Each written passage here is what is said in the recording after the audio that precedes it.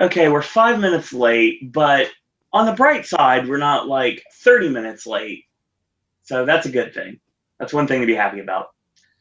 Welcome to another edition of the Wednesday Wrestling Popcast. My name is Sir Owen. Joining me as always, I have Ashley. I think so. Oh boy, it's going to be one of those nights, it looks like. So we got a lot to talk about.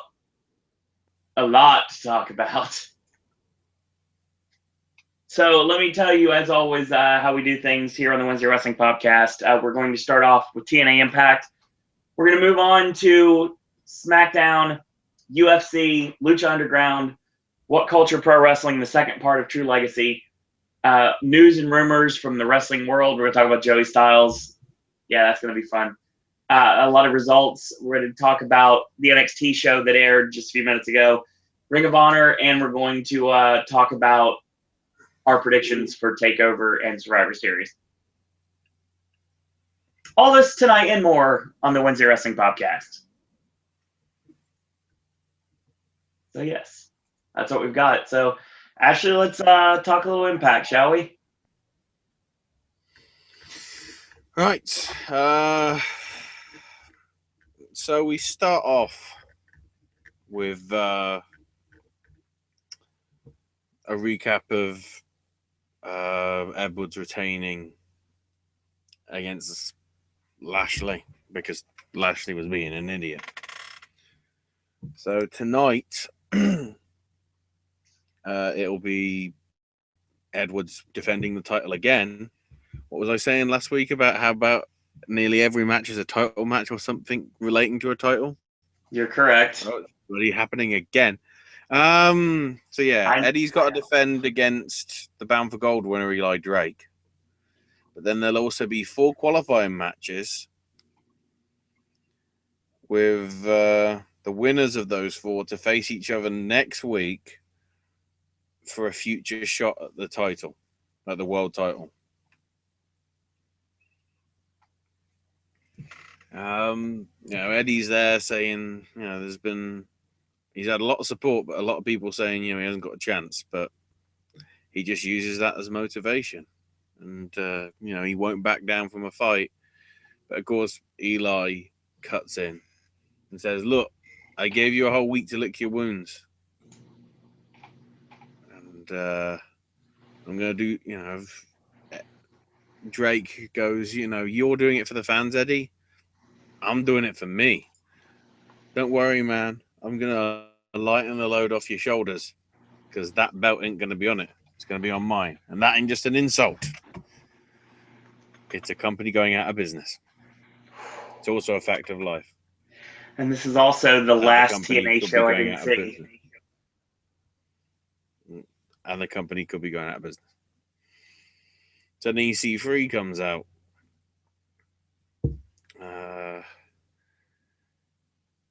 And the weird thing is, he says, no matter what, there'll be a new number 1 contender. Consider Zero Dark EC30 activated. What? Who knows? That phrase doesn't really make sense. But then Mike Bennett and Maria come out. And they're like, all right, well, it's going to be us instead. So they do some crazy shenanigan shit and whatever. But then Moose comes out, and this builds then to the first of the qualifiers. Moose versus Mike Bennett.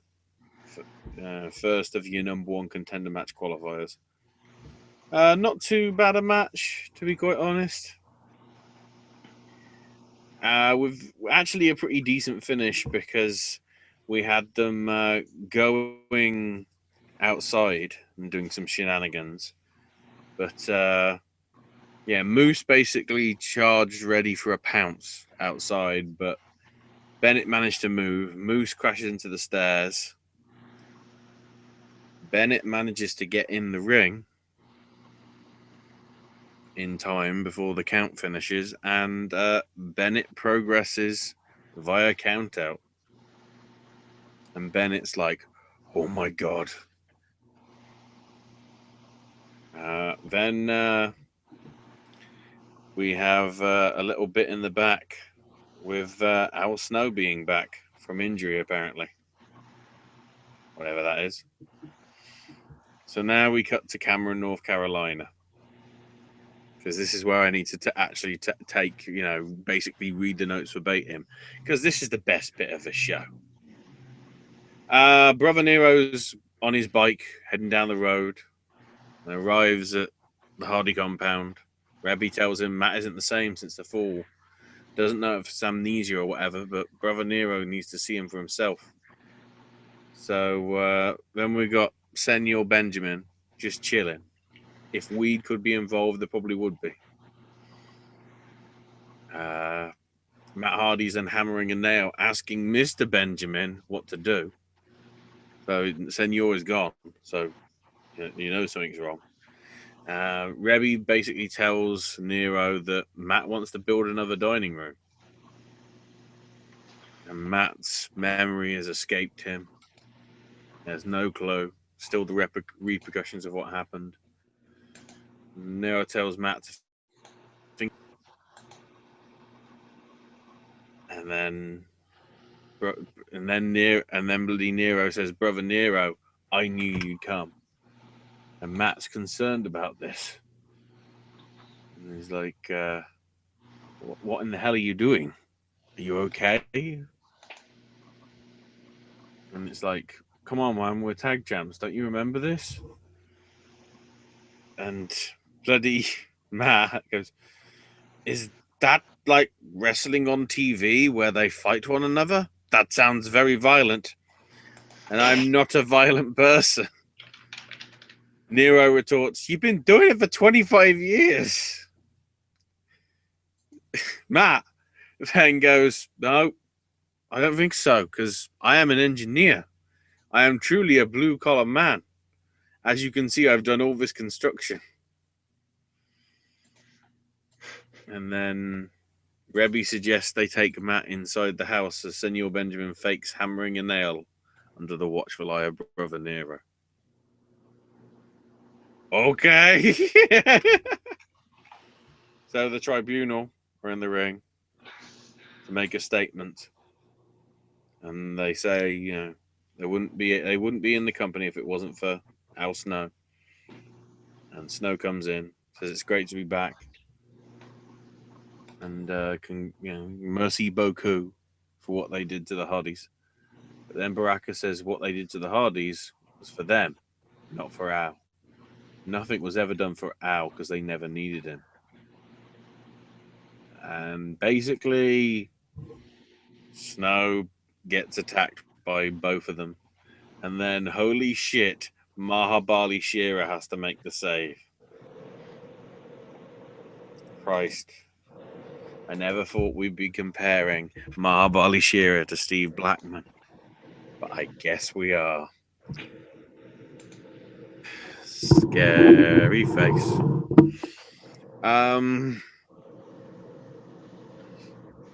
So then we've got Jesse Goddard in the back, waiting for Aaron Rex to arrive. And basically, he just wants to kick his ass. Because I guess that's the storyline. So then we get the second of your number one contender qualifiers, with EC3 winning by a sleeper hold submission via some leg grapevines at the same time. So a double whammy, if you will. And he progresses on. Then we go back to House Hardy, and Rebby's hoping that music will trigger memories. And calls for Matt, who then comes in and goes, I've just whipped up some delicious lobster bisque. What? And Jeff's like, come on, man, let's sing. So Rebby starts playing the I'll Fade Away and Classify Myself as Obsolete song. And they're waiting for Matt to join in. and he finally does join in and goes, "Isn't it ironic? Don't you think?" It's like, what? So then it's like just crazy stuff. It's like, "Brother Nero, which car is yours?" And Jeff's like, "I don't have a car, just the bike I broke my leg on. Isn't that exciting?" And Matt goes, "No." So who knows? So then we're back in the Impact Zone, and Borash is there and brings out Gail Kim. And we got her coming out, thanking husband and everything, and brings out Jade. She wants to single her out for some reason because she sees herself in her and she believes in her and believes that she has what it takes to succeed, and that she isn't just the future of the Knockouts but the future of women's wrestling. So it's hard for her to say this, except Decay interrupts. Mainly Rosemary, but Decay interrupts. And Rosemary just poison Miss Gail Kim, sort of no reason. And Rosemary just destroys Gail. Jay gets a Van Terminator. Then apparently, according to the notes that I've got here, somebody yelled in the crowd, "That wasn't nice." Yeah, that the same sounds like person that kept chanting "Vote Trump." No, that guy was in the front row, so probably not. Was he on every night? I remember him that one night, but I don't necessarily remember him. Because I hope he is. Because I can't wait for the episodes to air next week and the week after saying "Vote Trump," despite the fact the voting's already happened. Further implying that TNA fixed the election. Probably. So then they said that to make it fair, because of Eddie, an X Division competitor will be in the world title number one contenders match, because up next it's DJZ versus Trevor Lee versus Rockstar Spud. Yeah. Don't fight for the X Division title. Just fight for the other one. Huh? Anyway, pretty solid match here. Craziness galore because it's these three. They're pretty hectic. But it was Lee getting the win with a Fisherman's Buster suplex. It was God's last gift. On the Spud. The small package driver. Then we've got Aiden O'Shea in the back with Robbery and Grado saying that they're in luck. The boss, yeah, that Billy Corgan guy, have a match tonight. Not against each other, but with each other. And in a handicap match. And they're like, wow, so who's the unlucky guy? And Aiden just goes, Lashley. And all of a sudden, Robbie and Grado are like, well, shit.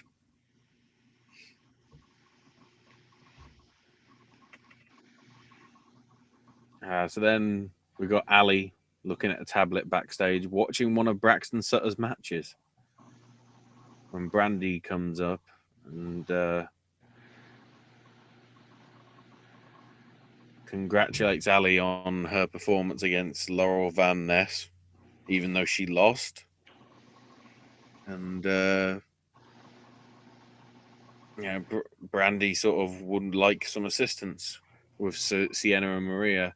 And Ali says, I'd love to, but I work for Maria, so I really shouldn't. And Brandy's like, come on, you need to stand up for yourself. Come fight with me. And Ali's like, nope.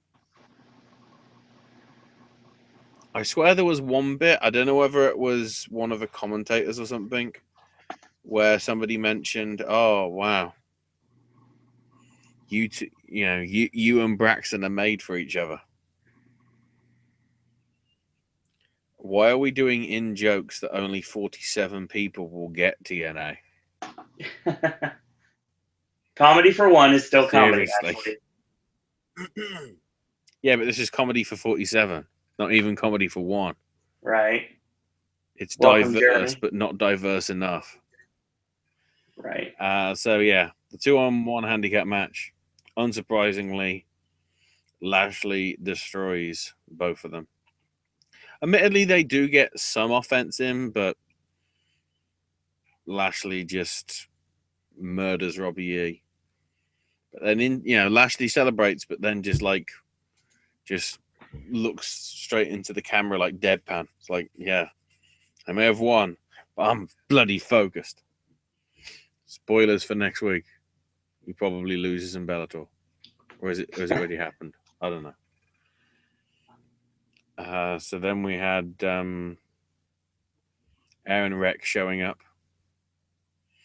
And they have a fight outside. Basically just all around the car park. And then Aaron Rex manages to get out of it, heads back to the car and drives off. Who knows? Back to the compound. Jeff and Matt are on Jeff's bike and they head down the road with Matt now wearing a sweater. He's turning into Mr. Rogers? What? And takes Matt to the Lake of Reincarnation and basically wants Matt to talk to Skarsgård, the dilapidated boat. Matt loves the boat. Come on. But Matt's like, how can I talk to a boat? It's a boat.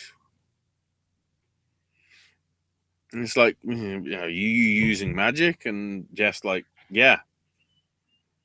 You brought me here once, you healed me. And I just want to heal you. And it's like, what's going on here? It's just so hard to describe.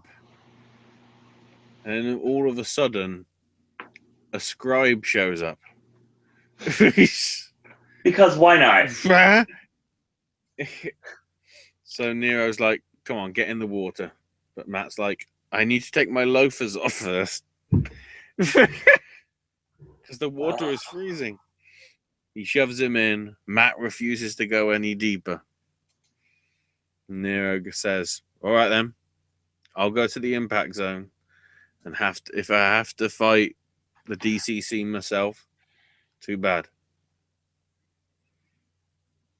And Matt's like, fighting and violence are not the answer. And Nero's just like, what the hell?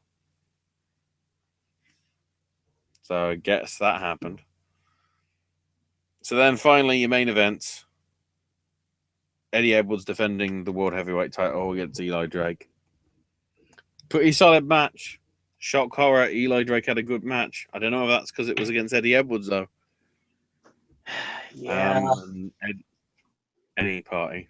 But then the DCC Tron logo comes up. And Eddie gets destroyed.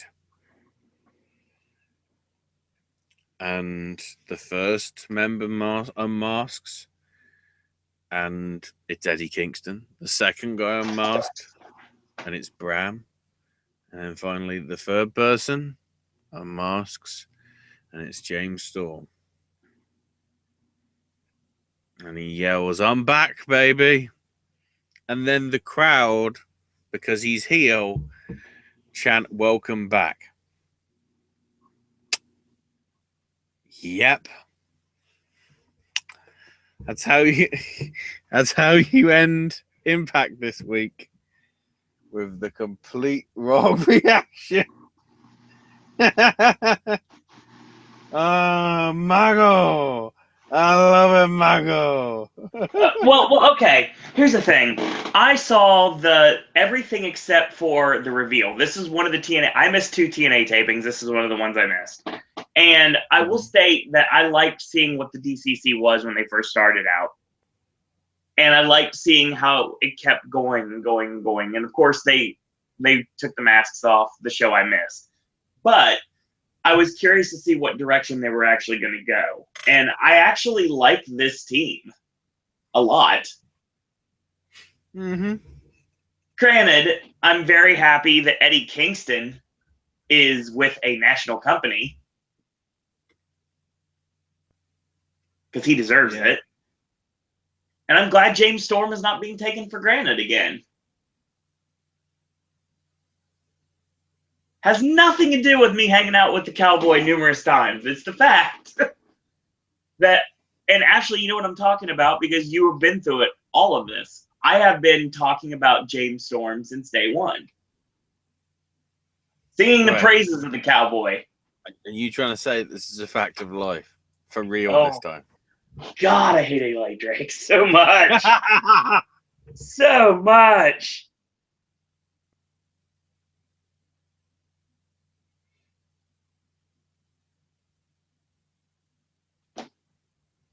Well, I mean, okay, here's the thing.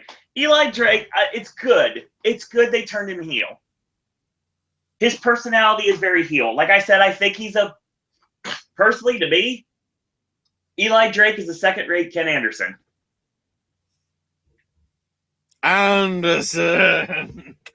Exactly. But he's got great personality. He's over as a heel. People still cheer him, so he's got that reaction with different parts of the crowd. And this was all about him. This Bound for Gold, everything was about him. And this was the show that I missed. And I kind of wish I would have seen this because I wanted to see exactly how this happened and how they ended the DCC angle.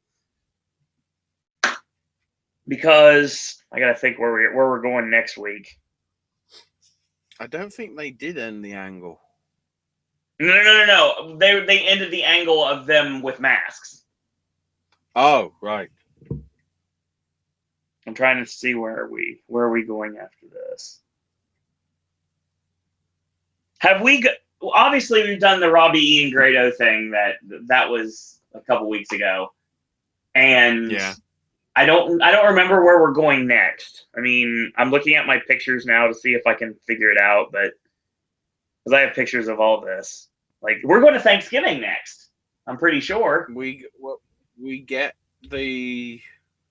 I'm pretty sure from what I remember from the spoilers, DCC do face the Hardys for the titles. Yeah, I'm looking at them. I'm looking at the pictures right now.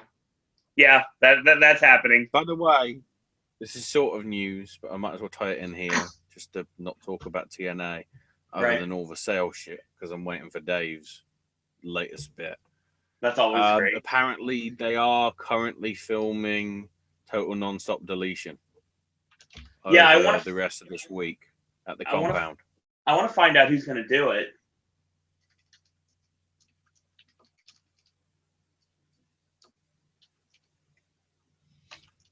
Hard to tell.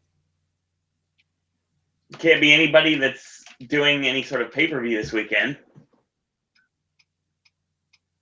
Well, no, I believe they're doing it now. As in midweek. Maybe they could bring in somebody that's going to be surprising.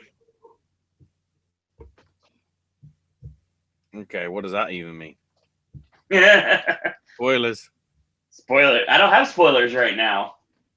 Oh. I wish I did. What'd you make a comment like that for to make me confused? Damn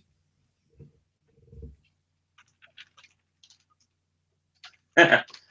But yeah, I think next week we've got, judging by my pictures, we got the Hardys against what are they? The Tribunal? Have we had that yet? Well, we've had not fully because obviously they just turned. They turned on Snow, so we've still got that to come. Okay. That, in inverted commas, the size of the Empire State Building. Yay, they taped out of order. Never mind. Yay. I'm looking at my pictures and like, no, that's not right. You chestnut. Pretty much.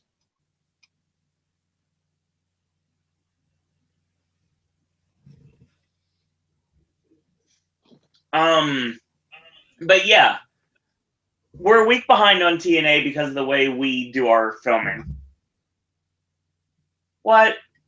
Okay, real quick. Jeremy just piped in chat. Welcome, Jeremy, to chat, as always. Ashley Goldberg has been injured during the confrontation with Brock on Raw. What? He says, is that true? Well, considering I haven't heard it, and I've been keeping my eye on stuff for the past hour, so I just need to go to the one place that I need to go to, because if it's on there, the board will be reacting with lol faces and piss faces with Brock. I want to hear Country Goldberg cut another promo. From what I can tell, I think that isn't right. Because I'm not seeing anything about hang on. Sorry, I'm just looking at this.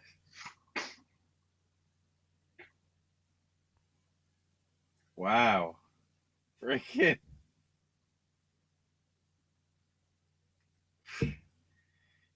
Even Captain America doesn't like TNA, apparently. Oh, allegedly, there's an unedited screen cap from the new issue of Sam Wilson, Captain America, outside the Garden. Probably relating to the UFC show, which we'll get to. Yeah, we'll get to that in a little bit. I didn't know you were such a fan. And Captain, I didn't know you were such a fan. And the other guy's like, "You serious, Captain? I'm hardcore, man. WWE, New Japan, Ring of Honor, obviously Lucha Underground, but this? Yeah, DNA didn't get mentioned. Boom! Oh, good. Dave's news is in. It's always a good sign. I think the Goldberg thing is the plethora of, oh, look, it's fake news on social media. I thought they were trying to stop this, the stupid cunt. Confirmation. It's a work.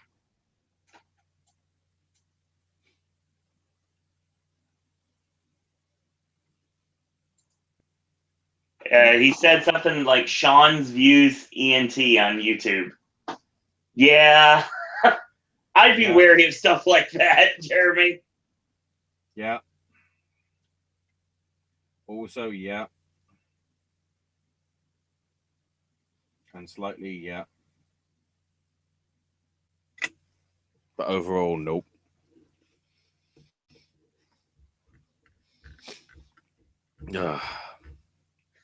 Anywho. But that's TNA. They are, like you were saying, they're taping Total Nonstop Deletion right now in Cameron. Now, there were supposed to be TNA tapings. I don't know if we talked about this. There were supposed to be TNA tapings the first week of November back at Universal, and they had to cancel them. So they're looking at filming again, I think it's either January or February. Probably. But you can rest assured that I will be there for the next set of TNA tapings. I'm sorry for your loss. Hey, as long as I can say I was there for Bound for Glory, which might be their last real pay-per-view, I'm a happy camper.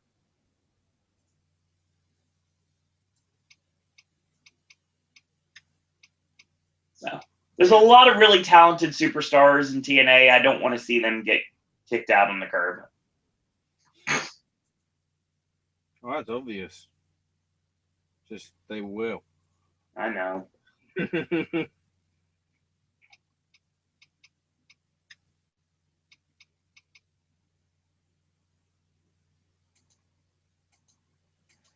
So yeah, I think that's that's TNA for the night. Mm-hmm. Let's talk about SmackDown. Oh, the Downer Smack. Down with Smack. So we start off with 1999 SmackDown, and then all lucky it's 900. So Shane is out first and introduces the show, says what's going to come, and then says, but let's start off big. IC title match. So it's Ziggler versus Miz for the 75th time. And these guys have, I mean, it must be quite a hell of a match because they got 2 commercial breaks. I don't think it was as good as what you got on the pay-per-view. But once again, Maurice was the factor. Yep. Basically, Miz was going for a figure 4 submission. Ziggler countered it into a small package, but Maurice managed to push it. So Miz went on top of Ziggler, and Miz got the pinfall. So it's new champion in the Miz. And that means it's Miz versus Sami Zayn on Sunday, apparently. Dolph's shocked. I'm shocked. Miz should be shocked. Who knows? I want to say a couple things about this match.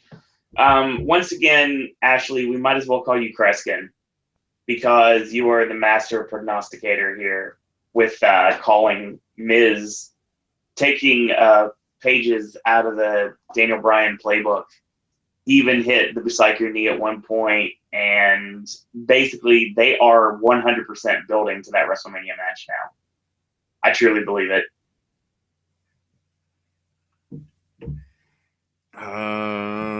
Probably. That we're getting Miz and Bryan at WrestleMania, and that makes me happy because I'll be there.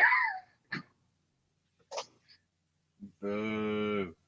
It's not official yet. It's not like I have tickets yet. Once I have my tickets, I'll tell you guys, but I don't have them yet. I'm having to wait. But mainly boo. Yeah.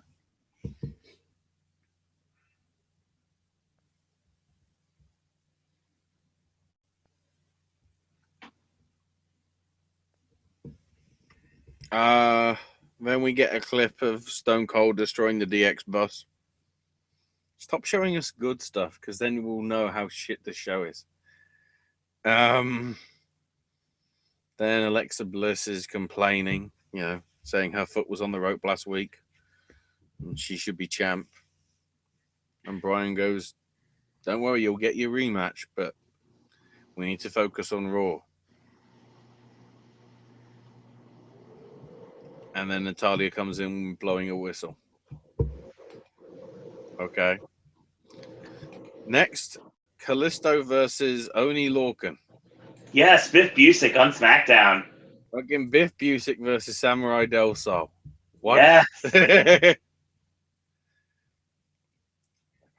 And of course, Biff is in Pennsylvania. Oh yeah. I wonder why they did that. Anyway, pretty relatively short match. Kalisto getting the win with Selena Del Sol. Then we get Undertaker's hat. Then we have another clip from the first episode of SmackDown when DX reunited for one night only when HBK helped Triple H beat Rock. So then we got the SmackDown tag teams in the back getting pep talked by King Booker. Then Breezango interrupt, which Booker is not impressed with. And then everybody just says, "Oh, hail King Booker." Sucker. I don't know. Then we get a video package for the debut of Cena. And then Yep. shock horror next up. Nikki Bella versus Carmen. Timing.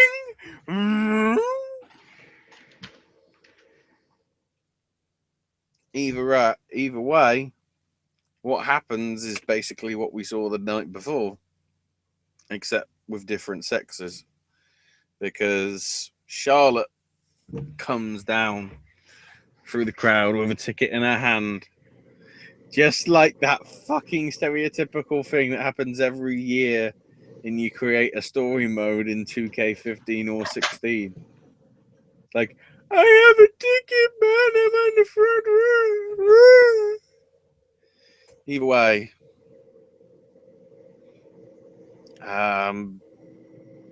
when they feel like it, or basically when Vince said, get it done with, all the other people from Team Raw jump the barrier and we just have a fight.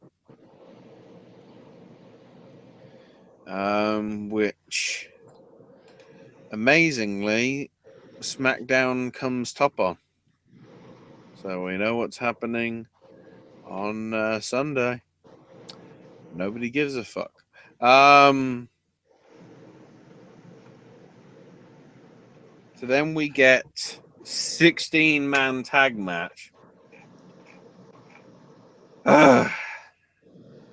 So it's Spirit Squad, Ascension, the Headbangers, and the Vaudevillains taking on Breezango, the Usos, the Hype Bros, and American Alpha. Wow. This happened. American Alpha get the win with Grand Amplitude on Thrasher. That's all we need to know. So then we got the Cutting Edge, at the back. And he wants Team Smackdown to come out. And once they're out, he says, watching since the brand split, I wanted to shake the hand of the man that represents the brand the best. And AJ's like, yeah. And Ed shakes James Ellsworth's hand. The guy that might not even have a contract still is more over than anything. And then Ellsworth says, how about we do a 5-second pose? And Styles interrupts and says, 5-second pose is stupid. I'm the face that runs the place. No one cares about James and no one cares about you either.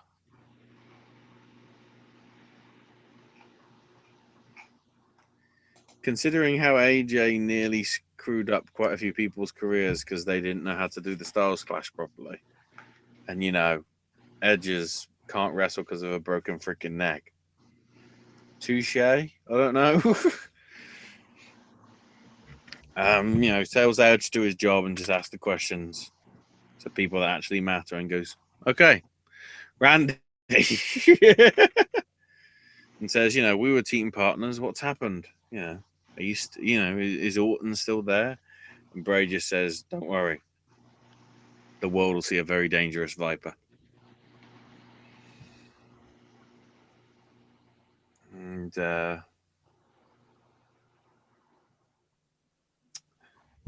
then addresses Shane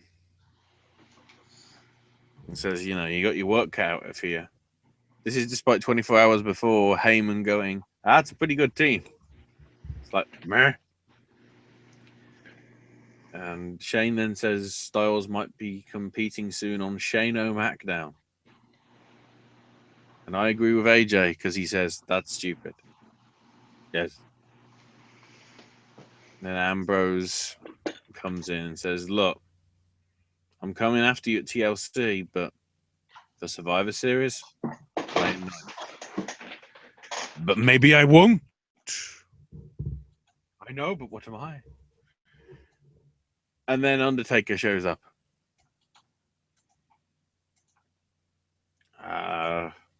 Gets in the face of Shane, apparently. And says Shane was the man who has no fear in his role of commissioner and gives him a tip of the hat, and then says he's here for 2 reasons. WrestleMania will no longer define who he is, as he's back and ready to take some souls and dig some holes.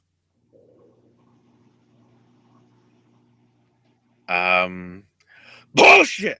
Fucking bullshit! Sorry, back off. Keep in mind, this guy is still 22-1.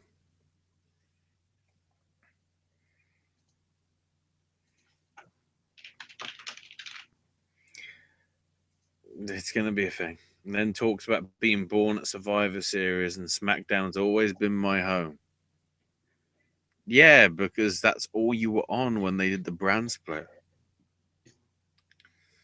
But the second reason he's out here is that the team has no reason to fear failure at Survivor Series. But if you fail, you will have reason to fear the dead man. And Team Raw in chickens. So we've sort of left the tease there for the match to happen. Yep.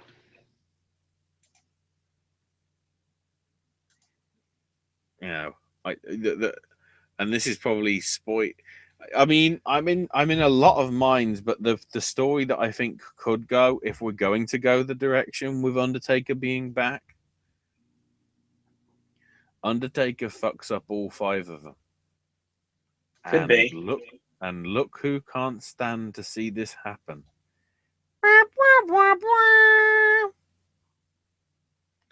And that's how you build to Taker versus Cena.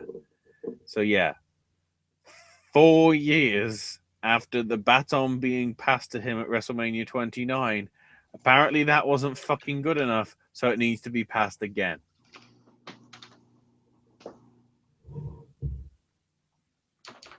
WrestleMania 33 here.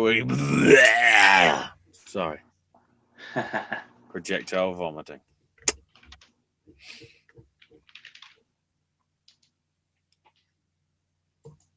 Apparently.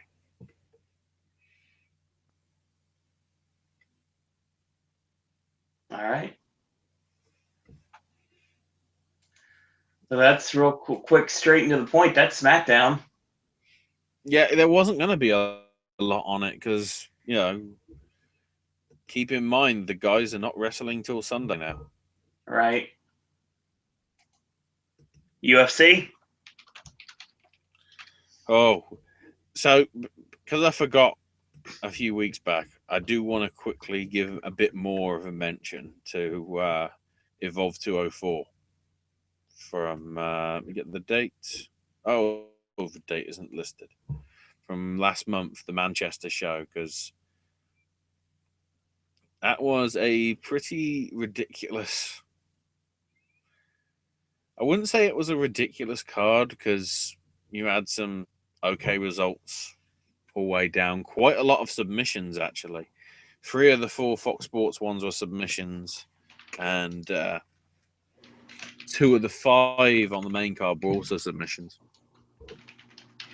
But the main event, Bisping Henderson, I mean, it was a unanimous decision for Bisping to retain, but that was a heck of a fight. At certain points, you thought Henderson was like 1 punch away from winning, and at other points, you thought Bisping was. They delivered. They put on a great show. The fans in Manchester got to see a legend in Dan Henderson retire. So that's enough of a reward in itself for staying up till 6 in the morning. But yeah, I mean, I think that's a contender for match of the year in terms of UFC. As in, that actually went the distance. So then we get to this past weekend, 205 at the Garden. First thing to mention, UFC got a record off Reebok in that they made just under $400,000 from outfitting alone. The attendance of 20,427 was the highest attendance for an arena MMA event.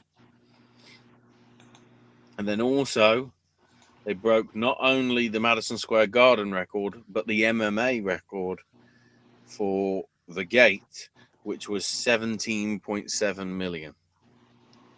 As I say, the only reason that happened is because tickets were bloody expensive, which turns out it was basically the reason why New York hasn't had it for years is because the gambling people that didn't like the Fertitas, the old owners of UFC, running a casino that wasn't run, that wasn't monitored by them, they basically tried to do it to stop the UFC being in the Garden or anywhere in the New York area.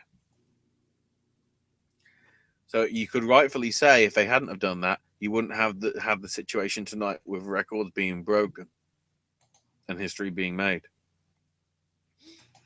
So arguably, they're idiots.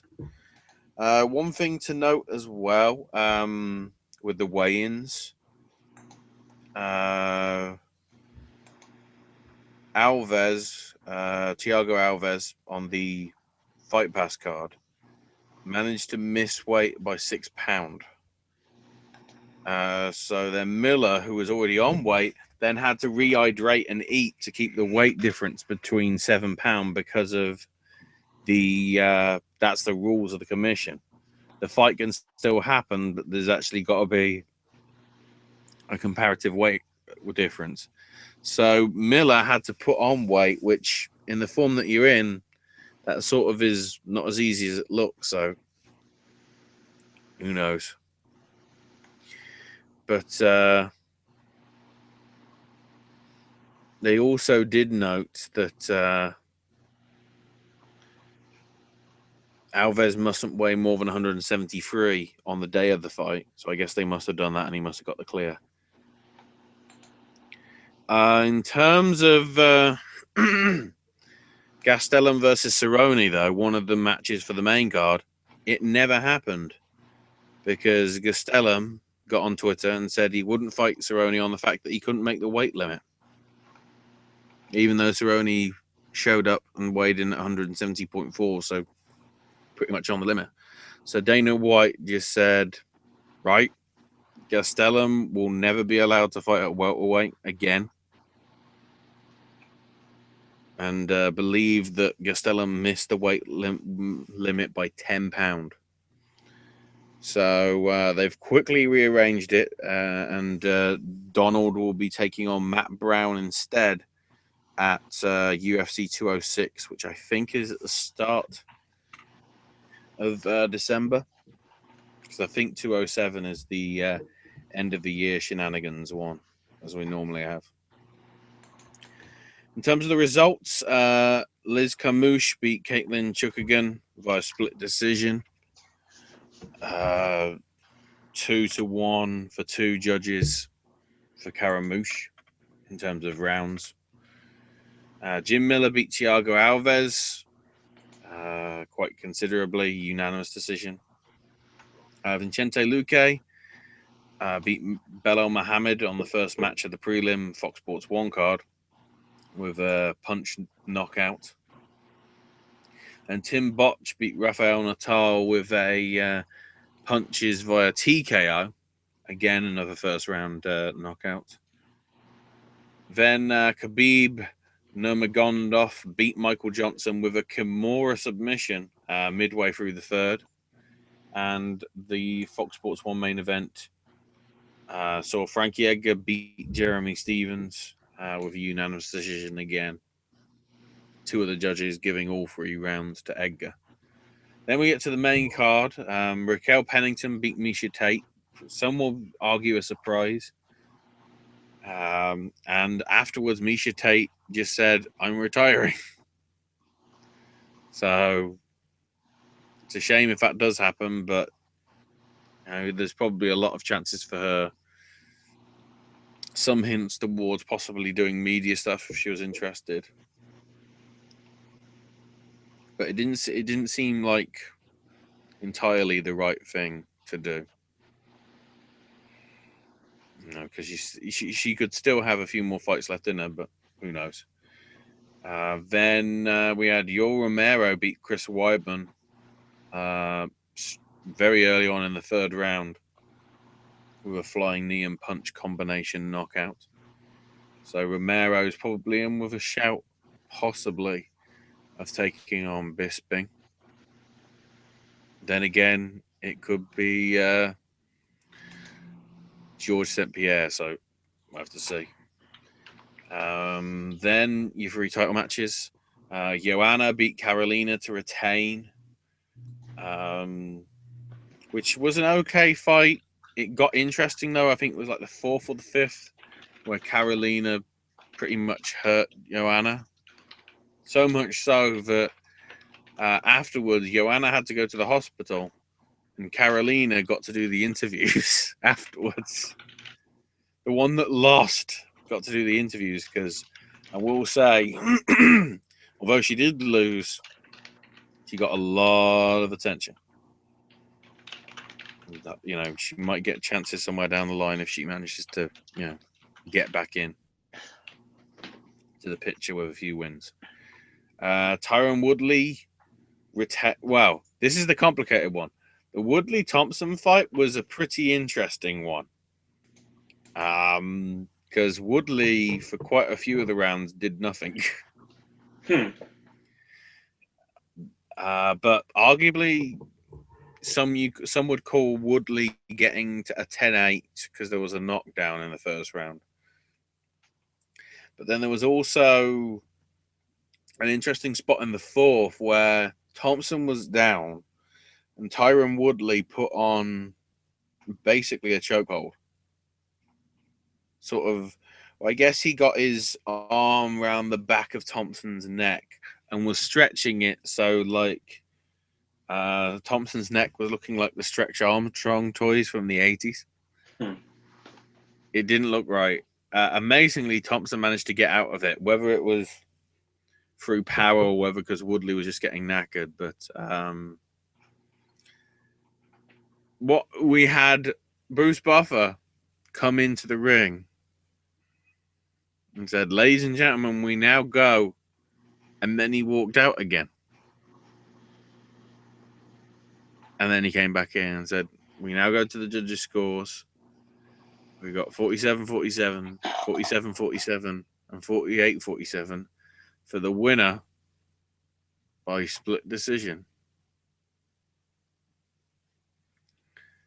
Tyron Woodley." So then he's doing his interview with Joe Rogan. And Bruce Buffer comes in and Rogan's like, "Whoa, we need to do this. We need to do this." And Tyron Woodley's like, "Have they fucking screwed me, man?" And he announces an error has been made. The decision is not a split decision victory. It is a majority draw. And then Joe has to say to Tyron, you know, okay, you don't get the win, but you still manage to keep the belt. And even after this, Woodley's just like depressed as all hell. And then we get to the one that quite a lot of people were waiting for, McGregor versus Alvarez. And this was so Conor McGregor's, even in the first round, it was like, man, I don't know what this guy's been eating, but I need to eat it. Second round stoppage from Big John McCarthy. Conor McGregor makes history. First champ at 2 different weight divisions.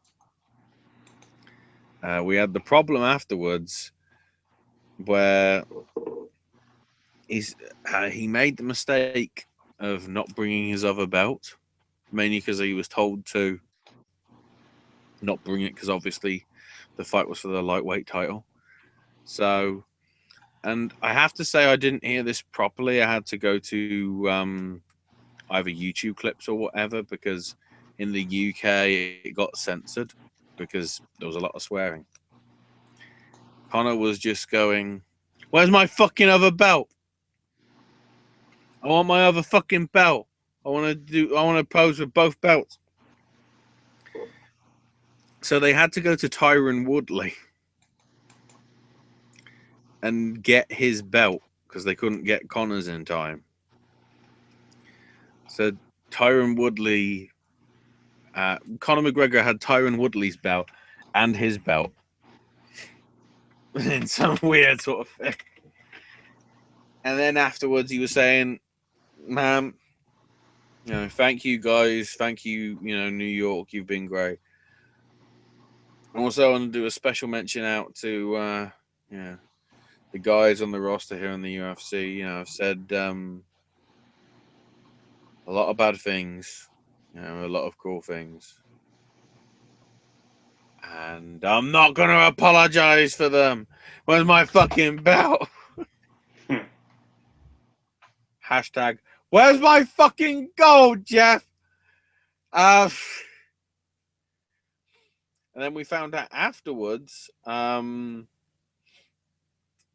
that Connor is expecting, I think it's a baby boy in the next few months. So he'll be taking some time off, apparently. But then he also implied, because they did some big announcement this week, that a lot of famous people are now owners of UFC.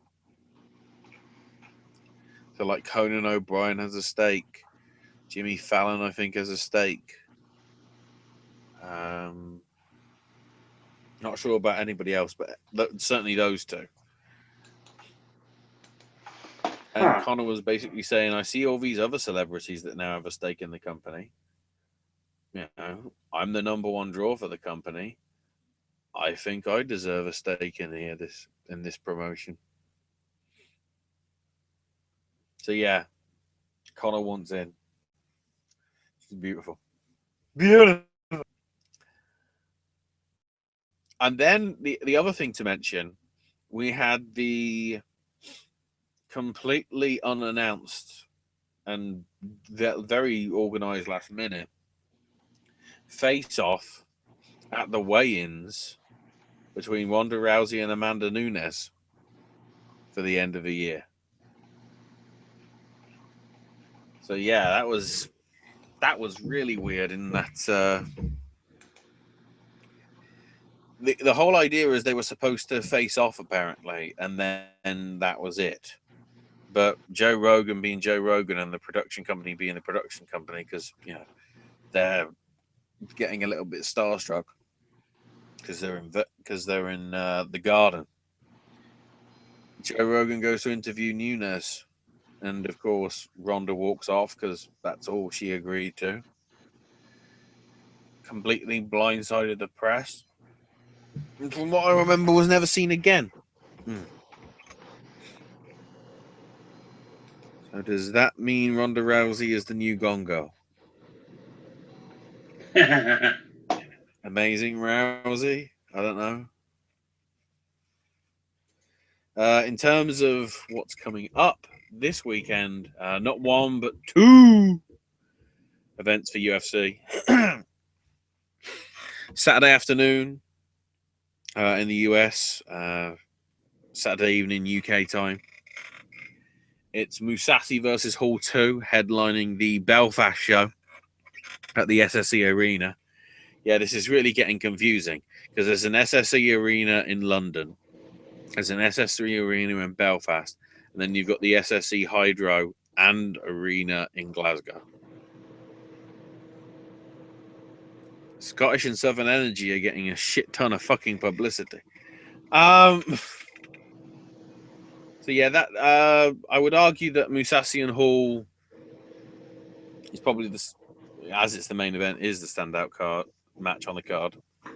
Although there is a pretty strong second undercard match with Ross Pearson taking on Stevie Ray. I don't think it's that one, Owen. No, probably not. Sucker. No fruit booties in UFC.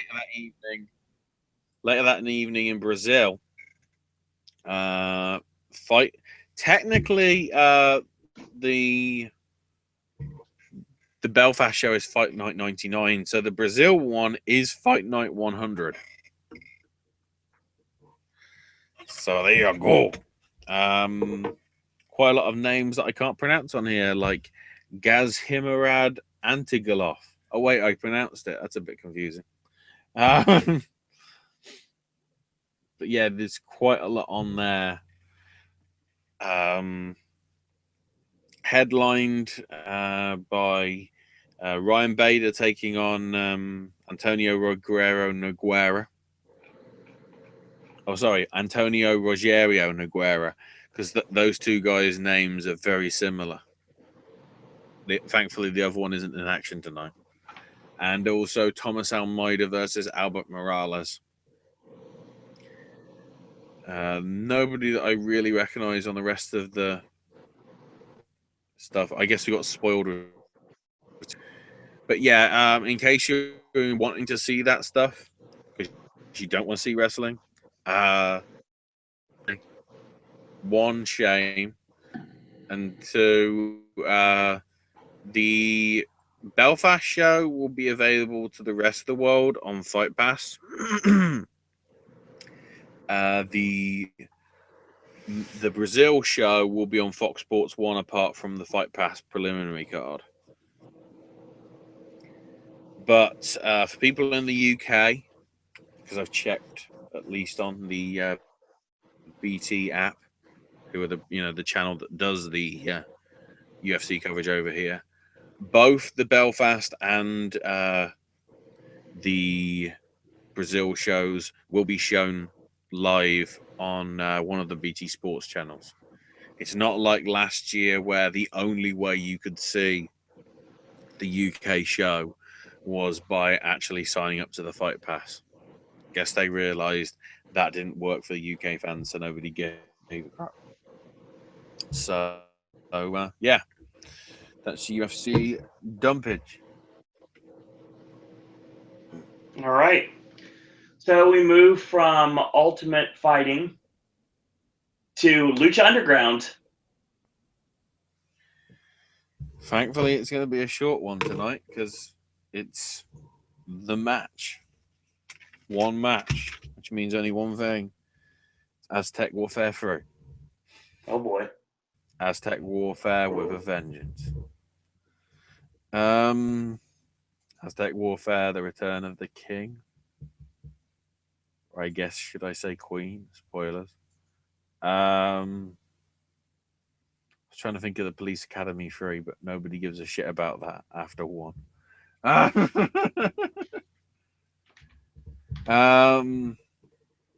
So we open up with Dario swinging his key around, going down the tunnel, getting ready to start the match. But then Mundo stops him and says, "Oh, don't worry, Dario. I'll be holding both belts." Meanwhile, Tyre is filming all this, apparently for a documentary. Okay. But if by some weird fluke of a chance he doesn't get both belts tonight, he is informing Dario that he's cashing in his Gift of the Gods title shot next week. So Ben reveals, "Look, I'm number 12. I'm sorted." And Dario's like, "Oh, I don't know if you'll be able to deal with Matanza. She's pretty hungry." Takes Morrison's number and rips it in two. Literally leaving the number 2 and saying, "That's your number now." So it's time for Aztec Warfare. The first two being Matanza. Then, interestingly, Dario gets on the mic and says, "There's been a change of plans. Sexy Star is no longer number 2. It's now Johnny Mundo." So Mundo comes out. Pretty good match here. You can sort of tell that because the first elimination came when we got to person number 7 getting in the ring. So after that, we had Son of Havoc, Jeremiah Crane, Pin, Pentagon Dark, PJ Black, and Mariposa. So Jeremiah was the first one to go. Then followed by Mariposa. There seemed to be some sort of romantic reaction between the two of them. And then he just destroyed the shit out of her. Then out was Mysterio at number 8, Dr. Wagner Jr. at 9, Marty the Moth at 10. I missed PJ Black at 6, because that sort of becomes key now, because then 11 is Jack Evans. And they were stressing how at this time International Underground was in the ring on sort of a free man advantage compared to the rest of them. Then next out was Sexy Star, and then Ricky Mandel. And then a shit ton of leather-clad women come in the ring and destroy the fuck out of Pentagon Dark. Black Lotus and the Asian Killer Babes. That isn't the name we're going to go by, but fuck it. It's a good name. Tarantino approved. Which then allowed Mundo to pin Pentagon Dark and knock him out of the competition. Thanks to ninjas. Then we had Mascarita Sagrada get destroyed in about 30 seconds by Matanza. I mean, Famous B pretty much get destroyed by Matanza immediately. 16 was the Mac. 17 was Joey Ryan, who came out with handcuffs again and chained himself to the ring steps, or the bars connect for the ring steps and whatever. And then number 18 is Mil Muertes. And Joey Ryan's immediately like, oh shit. And of course he doesn't have the key or anything, so what happens? He gets pulled off the thing. So whoever's making the handcuffs in this company, they're doing a shit-ass job of it. Either way, your final two were Cobra Moon and Drago. So then we got to the shock horror point. Matanza lost. Because a certain Mysterio decided to put him out to pasture. So technically Matanza's first pinfall loss since coming in.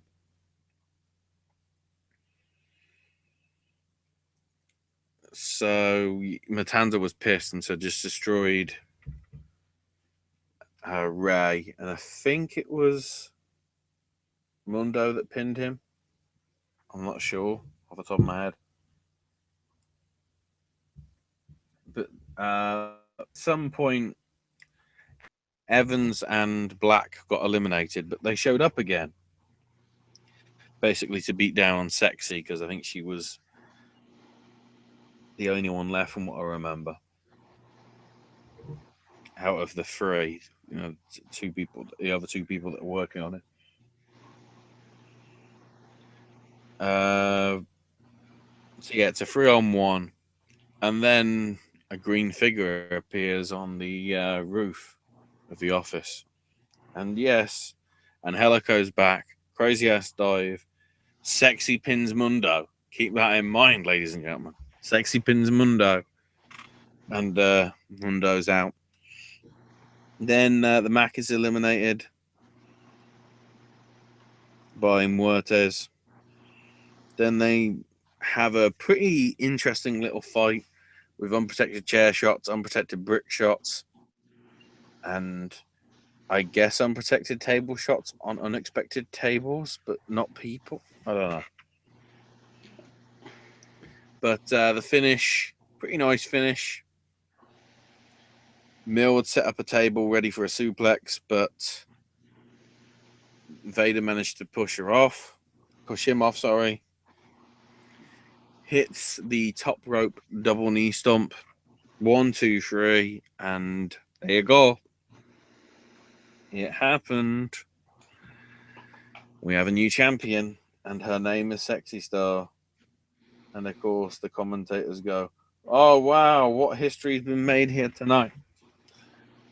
The women get to star in the main event, at least at the top of the crown." I don't know if that's truly significant to Charlotte or not, but there you go. Alrighty. So that's Lucha Underground. And now we move on to What Culture? WCPW. So we open part 2 with Monsieur. Okay, now Monsieur Pacitti jumping up like a desperate schoolgirl and whatever. I guess. Wanting Damo to sort out Big Kirby once and for all and stuff.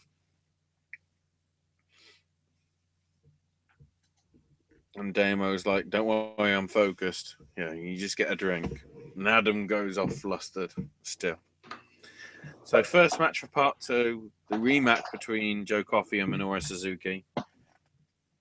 Thankfully, this time, I think this crowd actually knew who Suzuki was. Because from what I've heard, from what I saw and heard, the reception actually at the pay-per-view was pretty crap, which is a shame. But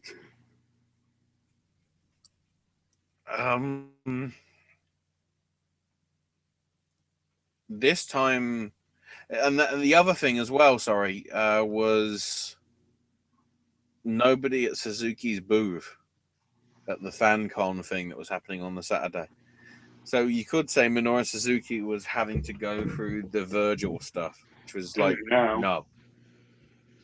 Somebody of that quality? No. Anyway, very good match between the two of them. I like this match a lot. Suzuki winning again with the Gotch pile driver. And then, of course, afterwards, having Coffey grab Kenny from the neck nearly while chasing off the man, that is Suzuki. But he was like, "I'm not ready to do the interview." Yeah, it seems like it's a transitional period for Joe Coffey and WCPW right now. Yeah, I think. Well, I think they don't know what they're doing. No, they really don't. People love or hate Martin Kirby because the commentators talk beautifully about Kirby, except Dave Bradshaw, who's the face one, who just sees him as a bad apple. But at the same time, when he's taking on, a bad apple I don't know, one of those stupid Onichimbara zombie slayer things, isn't really a very accurate comparison. Mainly because of the shenanigans from everything. Anyway, Kirby actually did manage to get the win with, I guess, somewhat of a super power bomb / super sable bomb. Well, I think Damo was going for a suplex, but Kirby managed to escape it and then lifted him up on his shoulder and just did the. I don't know. Would it classify as a sable bomb still or not? Well, I was going to get to that momentarily. The match is interesting because Kirby kicked out of the Ulster Plantation, and he set up for the Zoidberg elbow, but it got cut off, and that's what set up the finish. He went for the superplex, and Kirby threw the legs, and I can't really call it a sable bomb. In my notation, it basically was like a knees out power bomb. I guess you would say, because they didn't even call it a sable bomb. They just said it was a power bomb. But I have a feeling that was the point. That's what they were trying to do. But it was going to be really hard to do that with someone the size of Big Damo. And this is Damo's swan song with the company, too. Yeah, because afterwards, Damo actually offered his hand out in respect, and Pachiti's like, no! Can't you do your bloody job? Well, I'm going to do it again. I don't have any regrets about it. Big Damo, you're... And Damo's like, don't say anything. Because I know what I've done. I've resigned. I'm not doing that stuff anymore. You know, I'm flying to Orlando. And the crowd was chanting NXT.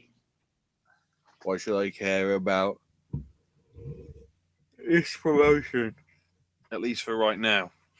But, you know, he still says... I shouldn't have said it like the way I did, because he still says that's really... really nice. You know, I hope Kirby's in with me in the Performance Center within the next 12 months. And good old stuff like that. Which then transitioned us into previously on women's matches, which was the attack on Nixon from Kimberly after the pay-per-view, and then going after her friend and her again on a video from last week or a few weeks back. So then we got special guest referee Melina with the worst dubbing I've heard in quite a while. Yeah, I didn't think they were going to let them Kevin get away Dunn with look good, and that isn't good. Yeah, it's never good. I have a pretty good street fight. Not bad. Nice little spot with Nixon using Cody Rhodes' mask. I approve of that. Finish came with Kimber going for a swanton, which caused Brother Nero chance and delete chance. So yeah, that's over. And soon after that, Nixon recovers. Stone Cold Stunner. Although I think she got the fingers in the wrong way. She did action fingers, not fingers, action fingers. Yeah, it was the kick. I said what? I said wham stunner, which I haven't called in probably 2 years. Bam, what in the kisser. And then probably the most, easily with WCPW without a doubt. Maybe, I haven't seen as much Nixon Noah as you have, but I would say it's probably the best Vulture Culture Destroyer she's ever hit. Yeah. Just perfect. She, like, exclamation point, it just looked amazing. And I still haven't seen the footage from. I still haven't seen the footage from the other one, so can't confirm it.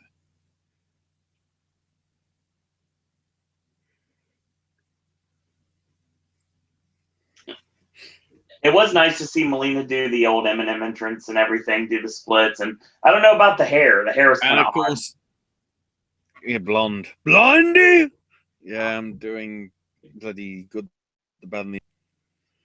Nice. But the great thing is you could hear Melina's music over the generic music. You totally could. For that last bit. They fucked up on the sound levels for that one. Then we get nice little mini promos from Angle and Cody. Angle saying, like, yeah, we faced each other before and he got the better. So let's hope to get vengeance. And Cody's like, yeah, I'm nice, but yeah, I stack away my problems in a box and all that sort of stuff. See, you're ignoring the fact that after the match was over, before we move on to the main event, that Kimber went to attack Nixon and Melina ended up laying her out. Oh, I missed that bit. Yeah, Melina hit the primal scream and laid out Kimber. I don't know if that was a one-time thing or if that's going to build to a match. I'm going to guess probably not, but you never know. Well, keep in mind that Madam Melina is currently Southside Wrestling champ. That is true. Or in some capacity a champion there, so. And then we get the Cody Kurt Angle match itself. Very, very good. Yes. Angle getting the win with an ankle lock. Woot woot. Hoot hoot. It ties up the series 2-2.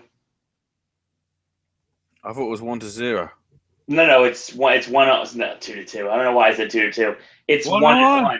They both have won 1 because in Northeast Wrestling, at Wrestling Under the Stars, Cody won the first.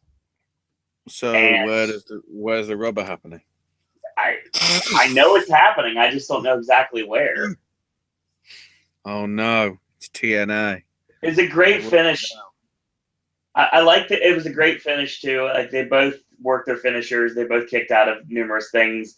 Angle kicked out of the Beautiful Disaster, and he hit the locomotion German suplexes. Cody kicked out of that.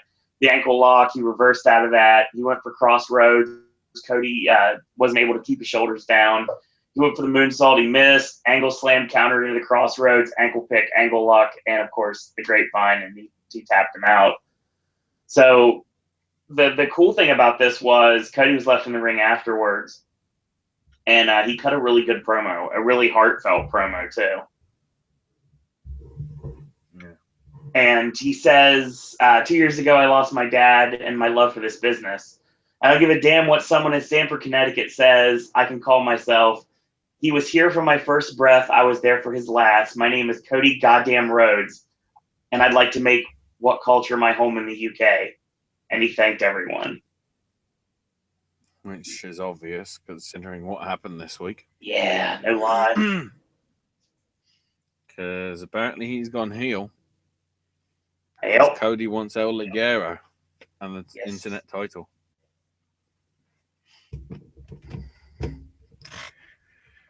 Also worth noting, Cornette and Dave Bradshaw were top notch throughout the night. Oh my God, yes. Cornette is amazing as a color guy. It's a shame we can't have him on more often. No lie.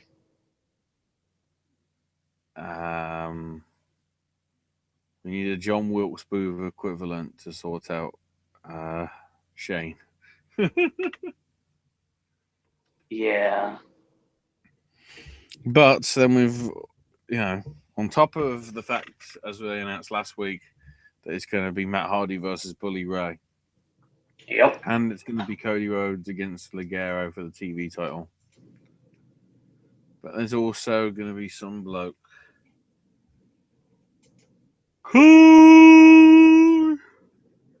Johnny Mundo. Yep. John Morrison is heading to both the Delete WCPW pay-per-view at the end of the month, as well as the tapings in Newcastle at the start of December. Right. So boom, here come the boom, ready or not. And as always, if you want to find out more, you want to get tickets, or if you'd like to purchase any of the cool What Culture shirts, it's shop.whatculture.com. Indeed. They are coming. Exactly. They are coming to Orlando for WrestleMania. Can you sort of tell from the way I'm talking? I'm on 21 hours of being awake. I like how the pacing of tonight's show is working really well. Yeah, I guess it's because I want to go. Samuel L. Jackson. Take it home, I get a bed. Go the fuck to sleep. Yeah. Cue that but one. Yeah, What Culture is going to be in Orlando for WrestleMania. I'm looking forward to that. It's at the Orlando Sports Center on April 1st. So my mom's birthday. I'm really curious to see how a WCPW show works in Orlando. So more stuff from What Culture coming in the near future. Yes. Well, speaking of near future, I would ask for What Culture to come to Birmingham, maybe. because they've covered Manchester, they covered Newcastle, they've covered London, they've covered Nottingham. Be a bit tough going to Glasgow at the minute because something insane is going on. It's Certainly, news you could time. do a Wales show. But yeah, there's quite a few venues in and around, not just the East Midlands, but the West Midlands. I wouldn't mind seeing them at. Well, we didn't mention this earlier, but we kind of did, but we didn't really go deeper into it. Final Deletion's being filmed right now. It's going to air on Impact on December 15th. So I'm really curious to see how that's going to go down. I don't think it's 15th. That's what it says according to the press release. From what I heard, it could be 2 weeks worth.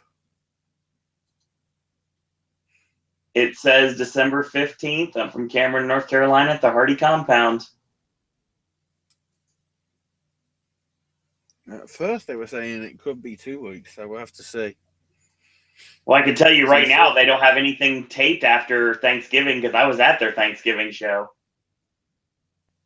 Oh, no, true, but what I'm saying is they need, if they can have a grand show for the last one on Challenge, it would make sense to do. Like, just have a crazy lot of people involved. Just in a no nonsensical manner. Well, do you want to discuss what's going on with the news? I would if I didn't get the wrong tab. Well, I want to drop the first piece of news, and it's the saddest piece of news of all, which I hate to have to bring this stuff up. We always hate to bring up bad things that are happening. So it was posted on Twitter the other night. Former WCW World Heavyweight Champion Leon White, who everyone knows as Big Van Vader, he revealed that doctors have informed him that he has 2 years left to live. What was the reason? Was it a cancer or congestive heart failure as a result of both football and pro wrestling? His heart's too busy. Well, here's the issue. Here's a bigger issue too. Before that, just recently, he barely walked away from a near fatal car accident. It's true. It's just it sucks. And Mick Foley, I will say, I'll give credit to Mick Foley, because obviously Mick Foley is Vader's, like, it's basically there's three guys when you think of Vader's opponents: Foley, Sting, and Stan Hansen. And Mick Foley is basically, I can't say begging, but he is putting it out there that Vader needs to be inducted into the Hall of Fame this year. We don't need another posthumous Hall of Fame induction. Vader deserves to walk that stage this year in Orlando. Mm-hmm.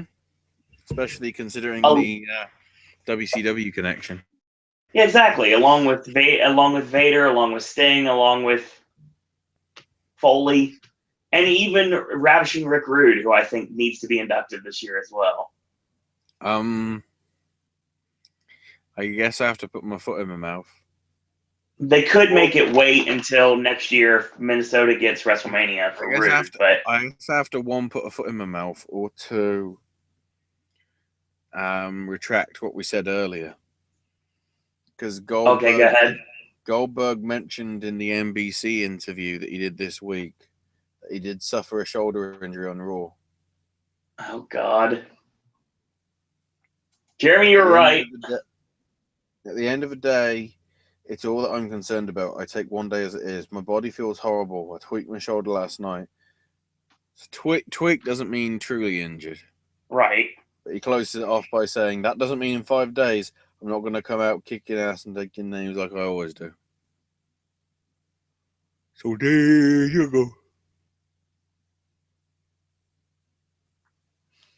That's the thing that we already know about Survivor Series. Apparently, tickets for Survivor Series on the second-hand market start at $125, so not cheap. Lowest price for NXT, though, if you want to get in, if you haven't already, is $27, apparently. At least as a time of Dave writing the article, which was probably earlier today. But you can get high-price tickets for as little as $50 off the face value right now. Because they're trying to pad it. Well, yeah. Entry price is $14 for Raw as well. That's correct, because I remember seeing it earlier today. Why doesn't anybody give a damn about Roadblock? Oh, wait, because it's Roadblock. Due to the divisiveness of the election, WWE made a corporate decision not to mention anything about Trump. Even though, of course, he's a Hall of Famer. Which they added to his bio on the Hall of Fame entry on the website today.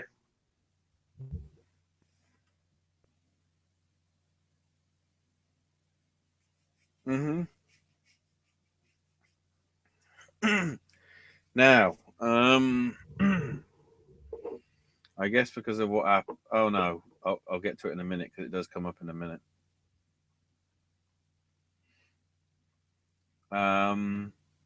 Interesting note that WWE is now offering everyone who cancels the network 1 free month, which they have to refuse before actually canceling.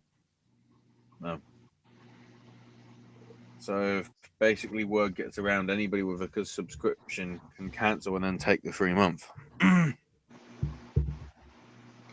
saves themselves $10.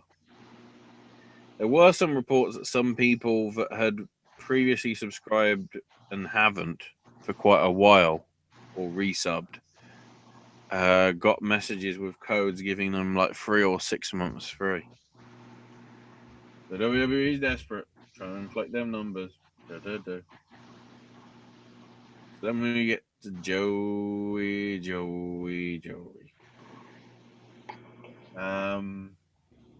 It's worth noting most people felt that the commentary was better with Lenny on his own on night 2 than it was in conjunction with Monsieur Styles on night 1. Care to explain, Owen? Well, I mean, so at Evolve, Joey made the wrong, I do mean the wrong move. Apparently, Gabe Sapolsky said no politics, and Joey basically went against what he was told to do. And now he's basically, I can't say he's been blackballed, but I can say that he has lost a lot of work. Yeah. Obviously, he's lost his gig at Evolve. Yep. Chikara was sort of a no-brainer because of its family-friendly image that they're going with. And Beyond Wrestling, somewhat similar, but I guess they don't want any more sort of trouble. Because obviously the last venue they were at, they missed it for a few weeks because there was a giant fight or something at the venue, so they weren't able to take it over. Joanna Rose, the ring announcer that Joey Styles was making the lewd comment towards, which of course a lot of people don't realize that he didn't actually say it. He just basically alluded to it and stopped before he could say the problematic words. But it was still, the fact was there as fame. She basically told him, well, here's the thing. He posted an open letter, which is very interesting. And apparently he apologized to her and she understood that it was a joke. But you never know at this point if that's true or not. You just have to go with what's going on with that. He says, I looked Gabe in the eye, apologized, and not to put him in the awkward position of having to fire someone he's known for 20 years. I told him to fire me publicly, and then he shook his hand. Apologized to Joanna. She wasn't upset because she knew it was a joke about the president. and then apologized to the representative from Flow Slam. He wasn't mad either, and apologized to the locker room, the workers, and then after that ended up going to the hospital with Timothy Thatcher after he got hurt. Mm-hmm. Apparently Flow Slam's deal at this point is to have the promotion provide the announcers, because obviously the announcer will know about the storylines. Right. Although one avenue may have opened up for Joey, and that's TNA. Yep. So a few years back, TNA and Joey were in serious negotiations for Joey to be lead announcer. God, I want to see that. With the possibility of Joey Styles and Taz reuniting. Oh, that would be great. We'll have to see. I mean, you hate to see anybody lose their job. Go ahead. What are you saying again? You hate to see anybody lose their job, but I see that Gabe was kind of between a rock and a hard place, and he had to do what was right for the company and for everything involved. Mm-hmm. The Elite TV show that airs on Saturday in America on Azteca America didn't air a couple of weekends back. Instead, airing, and it also didn't air. They also announced that November 18th will be the last TV taping of the year. So whether that means there's no television deal, apparently they're also going to be having, as part of that, Rey Escorpion versus Caristico in the final of the 8-month-long tournament. So crazy. Australian Suicide has returned home to Australia, so there's somebody else gone from the company. Rush has no bookings in Mexico for the next several weeks, so you might be seeing Rush as Naito's partner. Los Ingobernables actually goes proper Mexican this time. The Hurricane Hall shows on December 16th and 17th and January 5th, the night straight after Wrestle Kingdom, are all sold out already. There was also a misfire in an attempt to do a pay-per-view from New Zealand this past weekend from Auckland, because there was quite a lot of technical issues and the show didn't air live, but did air on VOD. Surprisingly, they actually got a 1,500 attendance for a 2,500 attendance building. So New Japan will be heading back there apparently because it was successful enough for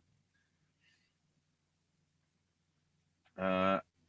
It's all but confirmed now that Io Shirai and Kari Hojo are going to be sticking with Stardom to help build them up.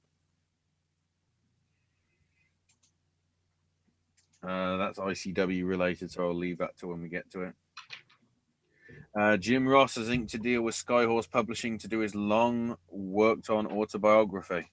Yep. Entitled Slobber Knocker, scheduled for release next in the fall. But the book is basically going to be similar to the Jericho one, and it's designed to basically build a sequel. Right. So mainly covering sort of the Bell's palsy stuff, Cole replacing him, all that sort of stuff. And then the second book would actually cover everything from 2000 to the present. Bret Hart got the Bob Edwards Award, which is an award for provocative individuals not afraid to speak his or her mind. But Bret screwed Bret.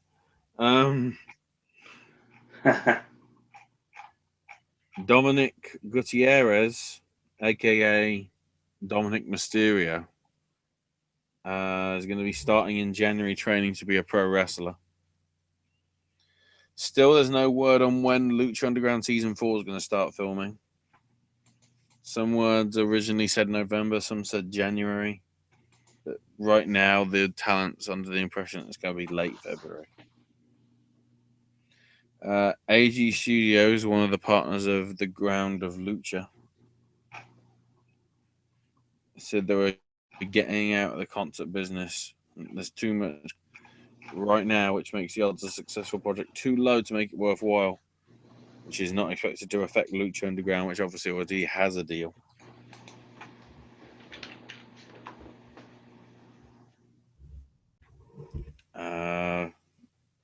Kyle O'Reilly's got a medical issue that won't allow him to fly for an indefinite period of time, so he missed the New Japan show in New Zealand and also isn't part of a UK tour this weekend. So all the results that I got or the cards that I got are completely wrong. Bloody hell. Ring of Honor's also announced the contract signings of Marty Scurll and Will Ospreay. It is official. Apparently, they've been described as exclusive deals, but that is only for the US market. So I guess that means no Scurll or Ospreay in PWG anymore. The bastards.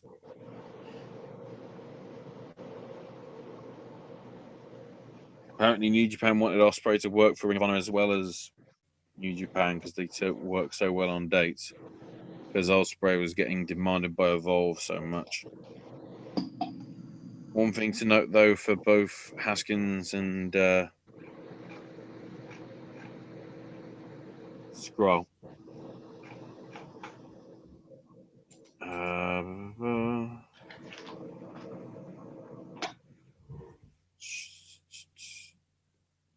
Sorry, I lost my place. I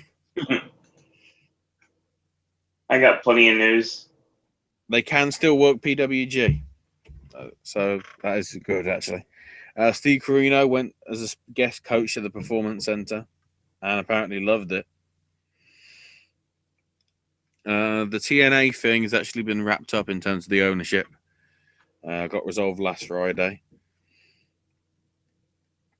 Although Corgan isn't legally allowed to talk about the situation, so whatever.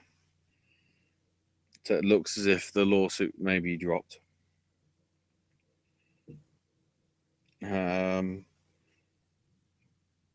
WWE's made it clear they want Matt Hardy, apparently, because of Delete and Brother Nero and all that stuff.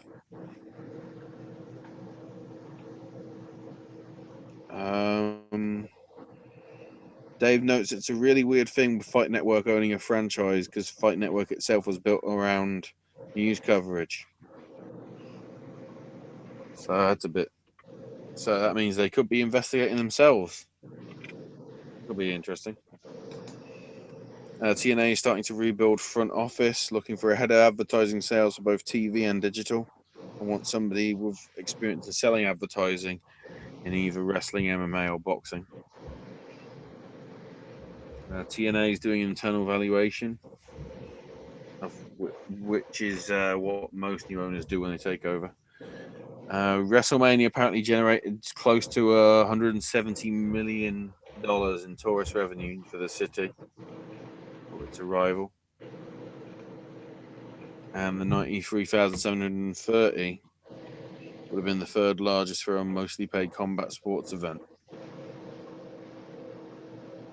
Rock and Undertaker in the WrestleMania commercial apparently. Triple H was at UFC 205 at ringside, putting over Connor. Connor's response, from what I remember, is "fuck Triple H." So that's nice. Gulak and Nice have been offered contracts now for the Cruiserweight show. Took a while, WWE. Took a while. Then here's the weird Sin Cara one. So as punishment for his stuff with Jericho, he was removed from the rest of the European tour, but then travelled with a Smackdown crew for the rest of the week. And then was flown home to get to Raw this week, but wasn't flown into the right place and had to fly and get like a layover and bloody hell. Bloody hell. Hogan's claiming he hasn't talked with anyone about coming back for Mania after Brooks said they'd be in talks. WWE signed a new deal with Sky Germany, so all pay-per-views will live, starting Survivor Series will air on it, as well as the Smackdown and Raw stuff. Total Bella Season 2 has just been commissioned.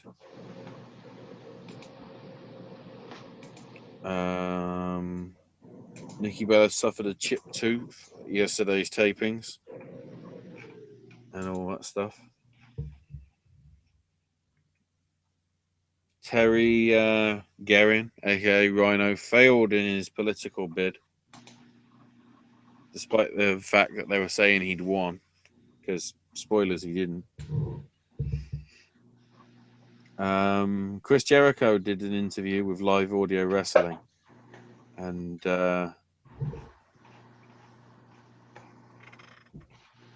you know what happens when you say Jimmy Jacobs? Can you give me an idea?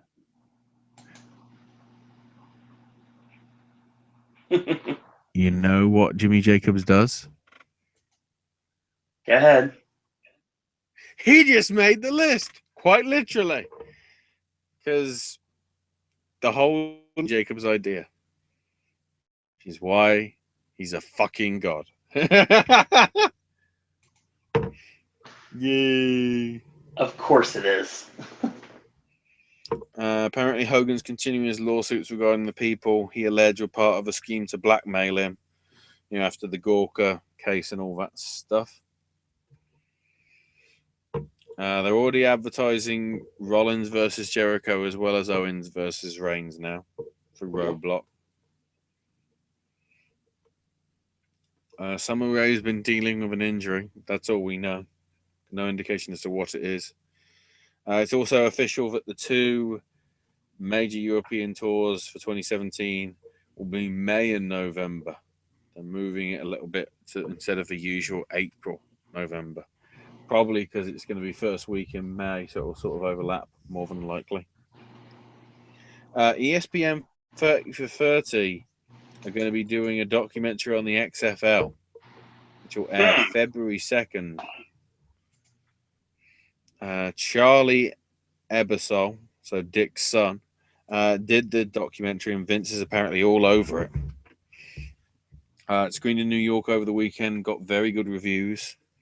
And obviously, it's going to be a favorable look at the league, even though it was a big money loser.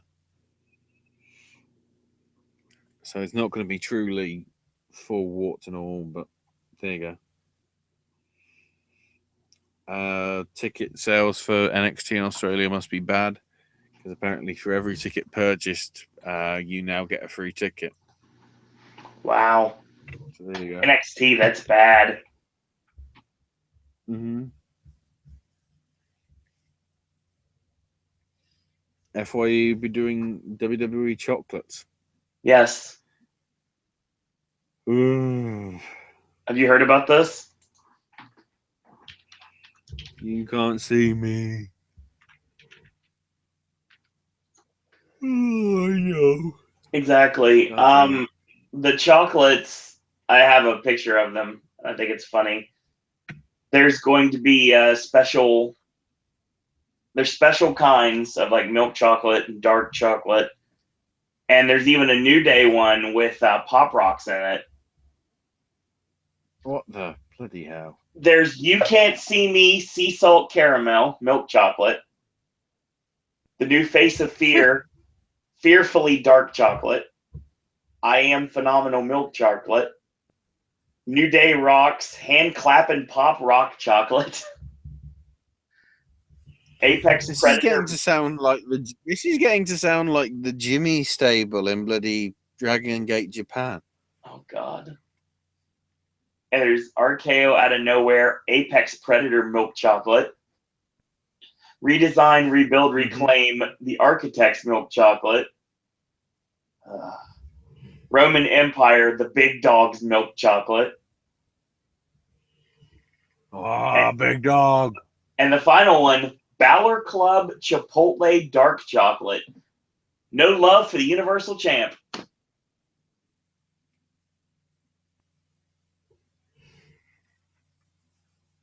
Oh, here's an interesting one. So they did the Baron Corbin injury angle and said he'd be Right. out. But then he worked every single house show. Of course he did. House shows don't matter. Continuity, motherfuckers. Oh, continuity went out the window years ago. Bollywood Boys are going to be moving to Orlando. Yep. Rusev and Lana weren't on the show because Rusev's grandmother passed away. Apparently.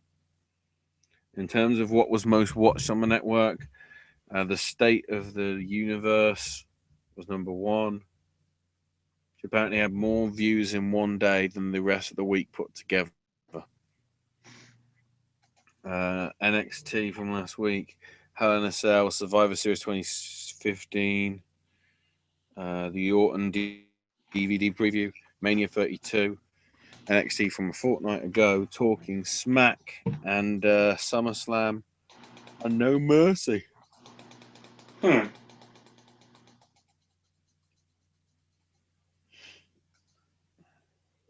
Do we want to talk about that real quick since you brought it up about what's going on with the state of WWE universe with all the crazy things that went down during that? Bugger all. Is that the answer? Well, I don't know. I don't know. I mean, hearing Bryan Danielson bring up TNA and calling Cesaro Claudio. I doubt it. I doubt it's anything, truly fun. Still cool, though. Yeah. It's the first time, to my knowledge, that TNA's been brought up on WWE broadcast. Well, I guess technically, yeah. I mean, it's been brought up with like AJ Styles interviews and stuff like that. Right.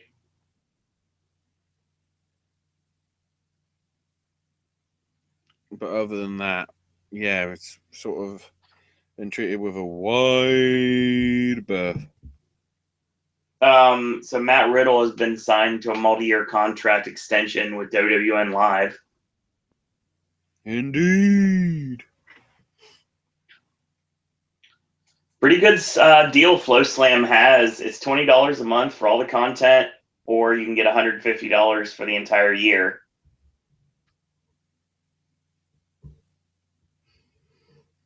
All in all, it's pretty solid.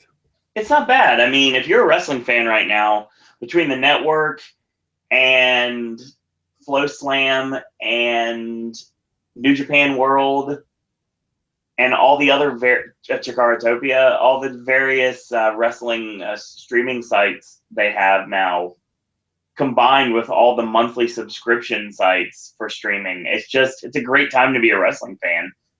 There's almost always something to watch. Yep. It'll probably deliver. Right. Any updates on the concussion of Timothy Thatcher? No. Okay. Nobody seems to give a damn about that guy. Including the company. To some extent. Dwayne Johnson was named People Magazine's sexiest person alive for 2016. What? Yep. 2K Sports released the NXT Enhancement Pack for 2K17. It's $9.99 on Xbox One and PS4, and it gets you Apollo Crews, Nia Jax, and Shinsuke Nakamura with a 50% boost in points while competing at NXT in My Career. If you are like me and don't have a next-gen console and you need to deal with PlayStation 3 and Xbox 360, the NXT Legacy Pack is available as downloadable content for the trio of NXT superstars for $4.99. Brock Lesnar will be appearing at a live event in Buffalo, New York on March 10th. An interesting date. This is the second live WWE event that Lesnar is going to be participating in. He was also advertised to face Rusev at a live house show in Mexico City on December 3rd.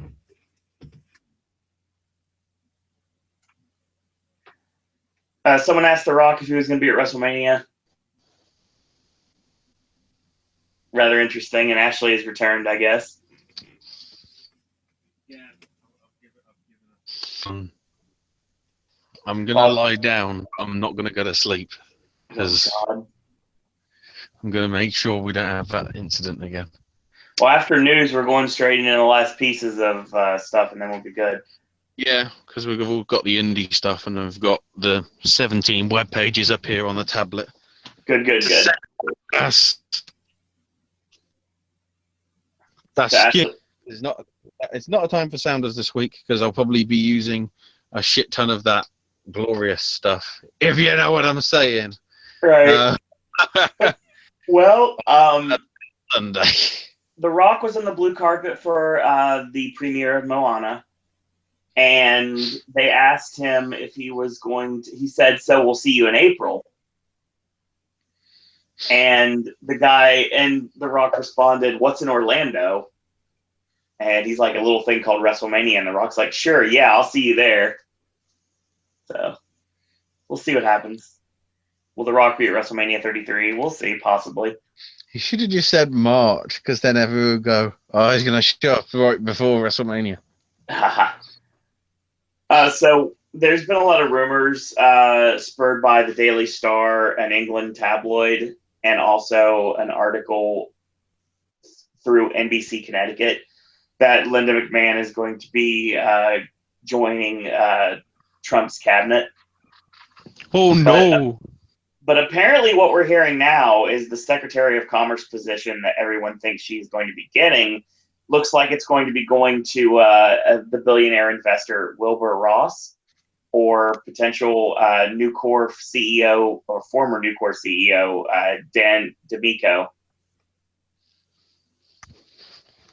What about John relation? Oh, that'd be nice. I was going to make a Kick-Ass reference. I don't know about you. Okay, you can't. So let's see. Walk out the car, Ashley. Walk out the car. So have you heard already, I'm sure you have, about the Ninja Superstars from Playmates Toys? Weren't they on Lucha Underground tonight? Oh my God, that's such a good point. WWE is combined with the Teenage Mutant Ninja Turtles line, the Nickelodeon version, and they are dressed like iconic WWE superstars. This is available only at Walmart nationwide. This was revealed at New York at Comic-Con in October by Sting. So we have Michelangelo. I have to. It's news. Okay. We have Michelangelo as Macho Man Randy Savage. Donatello as The Undertaker. Leonardo as John Cena. And my personal favorite Ninja Turtle. Is it because he wears blue? I think it might be. My favorite Ninja Turtle is Raphael, and he is Sting.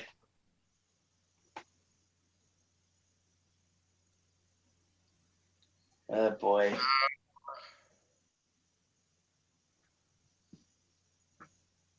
Vince is still 100% in charge of creative for both shows. Does that mean Splinter's gonna be portrayed by Jimmy Stewart? Oh God. Comedy for one. That's true comedy for one. Jeremy won't get it. Oh wow. Dirty rat.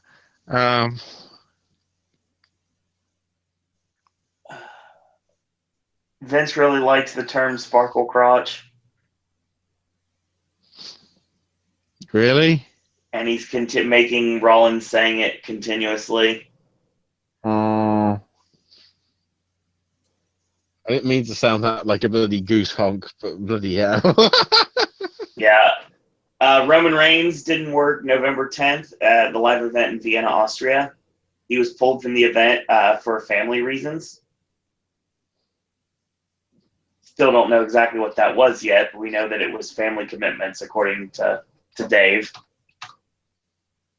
He probably went to, what's it called? If I can remember. Moana preview. God. It probably wasn't.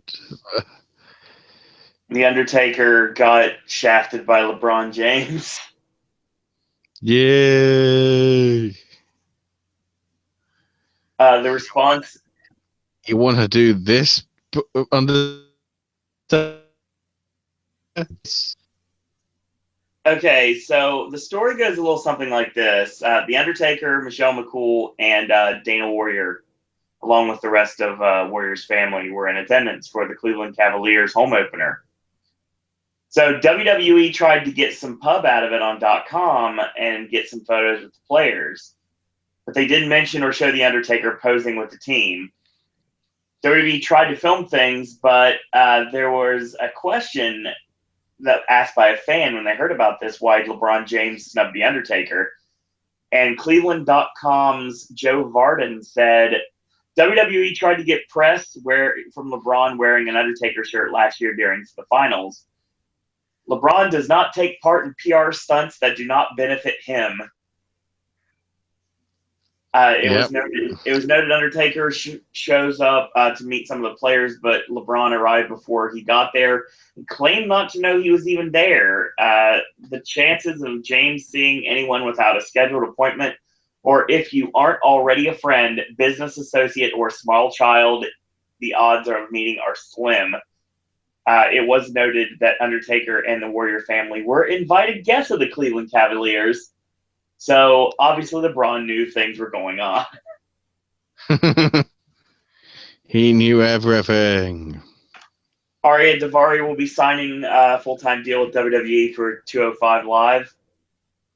James Ellsworth should be signing a deal very soon. For 205 or just SmackDown in general? Probably SmackDown in general. Akira Tozawa moved to Orlando in one of the greatest reality shows waiting to happen, Living Now with Ricochet and Tessa Blanchard. Too many cooks. I want to see it. Grand Metalik is finishing up all appearances for CMLL, and he'll be moving to Orlando as well to work full-time for WWE. Mm-hmm. Ticketmaster has issued a notation to Royal Rumble ticket holders that the event will begin at 5:30 p.m. Central Time instead of 6:15.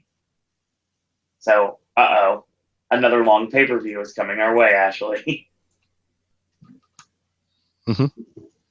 That does make sense, though, in terms of times. It's Rumble, though, I understand. WWE looks to host a few less pay-per-views in 2017. There's been a decline of numbers in September. 7 events will be added to the upcoming calendar. That was talked about early this summer. It was 19 events planned annually, but they never announced the schedule. Right now, they've had brand-specific events at September and October and December. But after that, the only confirmed events right now for 2017, the Royal Rumble, Fastlane, WrestleMania 33, and SummerSlam.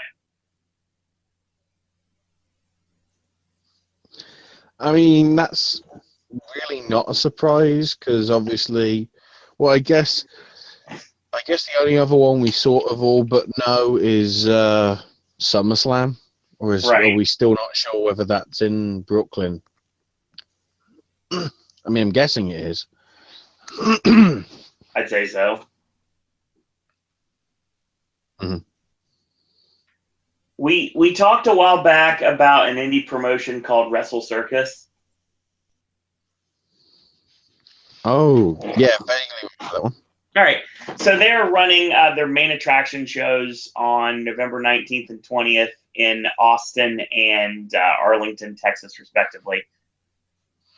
So the Austin show will be on the 19th, 2:30, doors open, bells at 3 p.m. And, of course, that will be at 800 Congress Avenue. The main event is going to be the Ringmaster Champion EC3 taking on a random opponent of his choosing. Scorpio Sky defends the Sideshow Championship against Jervis Cotton Belly and Rocky Romero. There's going to be a gauntlet match to determine the number one contender for the Sideshow title with Bolt, Brady, Laredo Kid, Jordan, Lennox, ACH, and Mr. 450. Brian Cage versus Chris Hero. Tony Nese versus Jeff Cobb. Jesse Sorensen and Wes Briscoe versus Jack Stain and Carson. Sammy Guevara versus Prince Ali. Christy Janes versus Veda Scott. And Ricky Starks and Aaron Solo against Dalton Castle's boys. And Joey Ryan against Super Cop Dick Justice. How that match hasn't happened. Yeah. Good show. The next night in Arlington at the gym, and that's going to be same thing. Doors open at 2:30, bell at 3 p.m. The main event, EC3 defends the Ringmaster title against someone of his choosing. Scorpio Sky defends the Sideshow title against Laredo Kid. ACH versus Tony Nese. Jeff Cobb versus Rocky Romero. Jack Stain versus Brian Cage. Sammy Guevara versus Prince Ali versus Mr. 450. You have Ricky Starks and Aaron Solo versus the world's cutest tag team. Leva Bates and Christy Janes versus Veda Scott and Laney Luck. The Boys versus Jesse Sorensen and Wes Briscoe in a rematch. It looks like a rematch. Jervis Cotton Belly versus Super Cop Dick Justice versus Jordan Lennox versus Terrell Tempo. Here's an interesting one for you, Ashley. It's going to be hosted by Loud and Noxious of Kaiju Big Battle fame. Oh. Melissa Santos is the ring announcer. And there's a VIP meet and greet with former IWGP Intercontinental Champion Michael Elgin.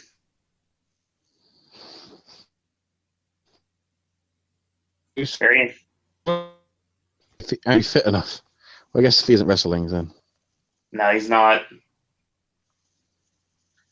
Pacific Coast Wrestling, they ran a show on November 12th in Torrance, California. And the big news came out of the show was Rob Van Dam defeated Pentagon Jr. to become the PCW heavyweight champion. So Rob Van Dam. Van Dam and Pentagon. That's interesting. You want to talk a little bit about Shimmer?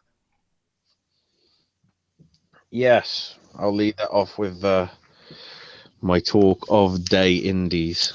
Isn't even a word. So yeah, Shimmer had a 3-day weekend of lovely stuff. So they started off Friday night with Shimmer 86 as the webpage loads. Overall, sort of, it's that episode of it's sort of that episode of the X-Files that I like to use so often, entitled what was it? Nothing happened today or something. Can't even remember what it is now. Just blanked it. Nothing important happened today or something. Which is a little harsh because we had Nixon Newell taking on quite a few number of people. Certainly for the first show, she took on Cat Power in a losing effort. I can't tell you what Leva Bates' cosplays are because I haven't got pictures in front of me. I'm too bloody tired. But we did, in terms of the title matches on the shows, Team Slap Happy retained tag titles on 86 against the Fly High WDSS of Kaylee Ray and Mia Yim. And that was the only title match actually on that show. Although we did have Tessa Blanchard beating Jessica Havoc, Vanessa Craven beating Candice LeRae, Mickie James victorious over Nicole Matthews, and the Aussie squad of Shazza McKenzie and Kelly Skater beating the trifecta of Mercedes Martinez and Shayna Baszler with Nicole Savoy. Solid itself. Rhea O'Reilly and Kimberly were in the opener. God damn, that's an opener. So then 87 and 88 were the following night. I think it's Logan Square Auditorium. I didn't get the list. Then you right? Yeah, in Chicago. I did get it right. Thank God. Yeah, I've got the results for 87 and 88, so we're good. 87 we had Candice LeRae beat Lever, just ones that stand out. Sexy Star, aka Dolce Garcia, beat LuFisto. Vanessa Craven won a 4-way, beating Shayna Baszler, Kaylee Ray, and Heidi Lovelace. I guess that's the show that Nixon Yule didn't work on then, because I don't see her name. Boo Earns. Nicole Matthews beat Saraya Knight by submission and interference from Kimberly and Cherry Bomb. And then Kelly Skater beat Mercedes Martinez to win the Shimmer title. New champion. but how long? So then I realized why Nixon Yule didn't fight Shimmer 87. Because Shimmer 88, she was taking on Mercedes Martinez. Holy shit. Holy shit. And holy shit. Tessa Blanchard beat Jessica Havoc. Alison Kay beat Candice. Lady Scott. Choice over Sonia Darling. A slap happy of Evie and Heidi. Kane. I get rejected other than being Christina Montieri. The 6-woman tag saw Saraya, Rhea O'Reilly, and Mickie James beat Nicole Matthews and the Kimber Bomb. Trying to work out who's heel and who's face there, because it's not that entirely obvious. And then Kelly Skater retained against Vanessa Craven.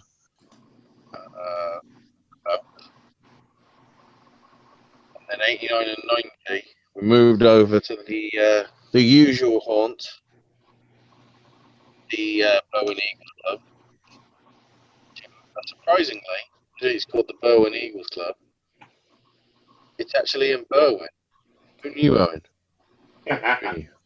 Who knew?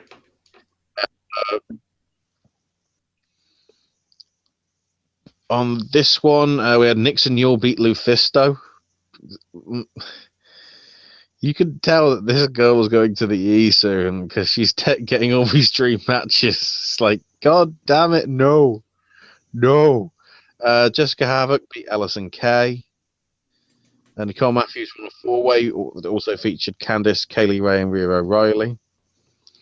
Shazza McKenzie won the no DQ match against Shayna Baszler. And then Power retain the Shimmer title. Also, Mercedes Martinez beat Sexy Star, apparently. Oh, and Mount Tessa. Vanessa Craven and Tessa Blanchard beat Slap Happy. Lovelace were new tag champs as well on Sunday. And Shinati beat Leva Bates. Darling. Gray victorious over Nixon Yule.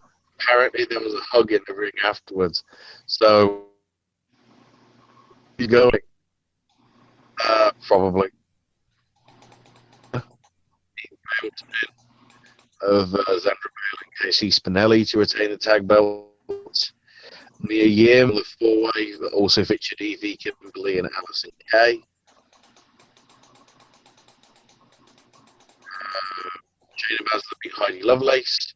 Ryan Knight, victorious over Nicole Matthews. The Berwyn Bunkhouse Brawl. Too many bees. And Mercedes Martinez at the end of the night, the weekend, retained her.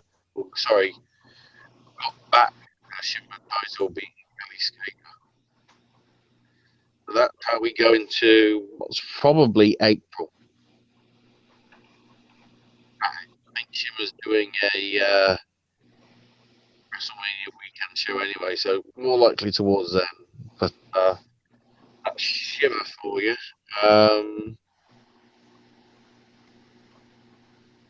Rev Pro. Cross promotion with New Japan. And the wars of globalness happening. Again. Homage, etc., etc. Not a huge amount happened here, as that tab is being stupid.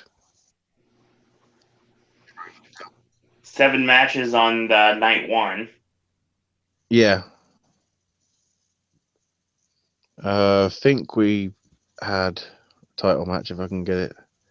Oh, and then it decided to work. God damn it. Oh no, Shock Horror might have him. Marty Liger. Tomoaki Honma beat Shea Samuels. Yuji Nagata got the win over Pete Dunne. Chris over Tommy. Will Ospreay beat Bushi. Los Ingonobles de Japón beat Mustache Mountain and David Starr. God damn it. I would have wanted to see that one. And Shibata beat Zack Sabre Jr. to win the undisputed British heavyweight title. Really? Probably did that because he had to be in America. Yeah. Jeez. And then the other night's worth of festivities and all that jazz. And again, yeah, I'm making words up. A few more different ones, really. Dark Liger of Will Ospreay beat Jushin Liger. Yuji Nagata beat Trent Seven. If it's anything as stiff as that matches that they had a few weeks back on WCPW, that's going to be ridiculous. And Shibata retained the Rev Pro title against Chris Hero. So I guess Kazuya Shibata ain't nothing to fuck with. Good things about this match, though, so if you can try and track it down, check out the Rev Pro show from last Friday. No, last Saturday. Next up, House of Glory decided to go on Bruce Willis and be unbreakable. Leroy Green won the Vinny the Voice Memorial Battle Royal. Good Hank Flanders beat All-Star Lou. Sonia Strong got the win over Heidi Lovelace. Event anyway, beat 2Click in the first of the semi-finals for the House of Glory tag belts. Private Party. I'm at New York.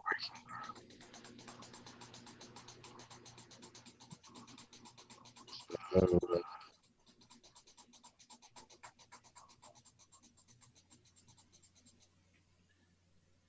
I'm trying to think. We had Ken Broadway retain the House of Glory Crown Jewel title over Zack Sabre Jr. Hang on, that's the bloody October show. Wow, I lost track of that shit.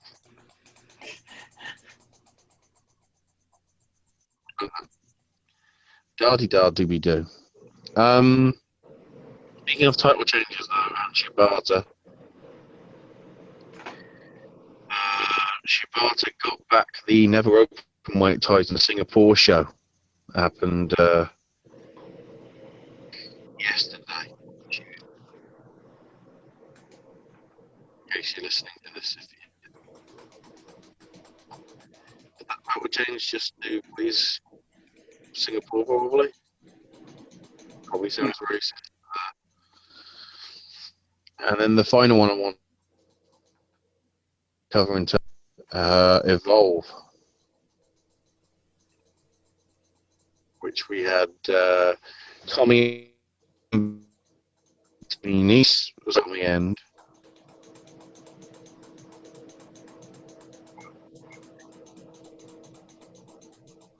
Bill got the winner in. Fred High choice over Jason Kincaid. Darby Allin and Tony Nese lost to Team Pazuzu of Dickinson and Yaka. Zack Sabre Jr. Tracy Williams managed to one-up Chris Hero. And then we had the Square Circle Survival match with Drew Gulak failing win against him. So, there you go. So overall, from what I've heard, that was a very good show that was only ruined by the grab 'em by the, and that would bring us to you, Stokely Hathaway. There was enough of an implication there to obviously piss off Tay Internet.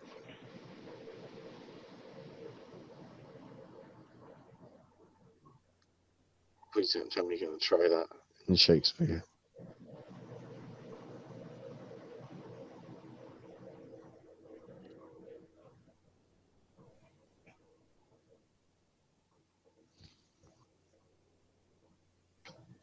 There you go. I mean, the match was actually just the Thatcher Gulak one. I've heard so much both on the ring floor and the actual ring itself. Wooden boards.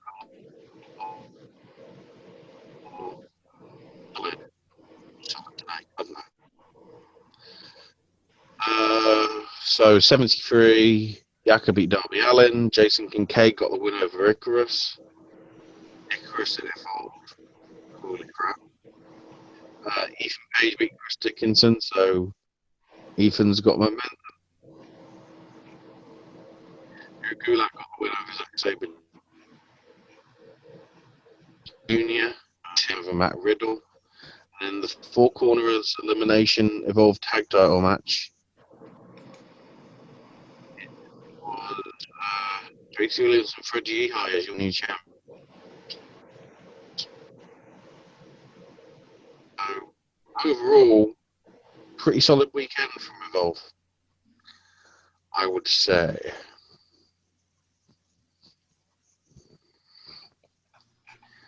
I think that's everything. Yeah, all the stuff's upcoming. So shall I go through that now, Owen?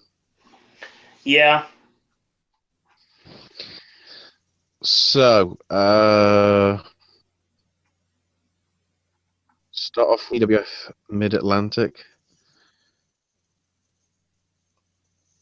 They've got Explosive Elements 2016. No, that's the November 5th one. Where's the bloody...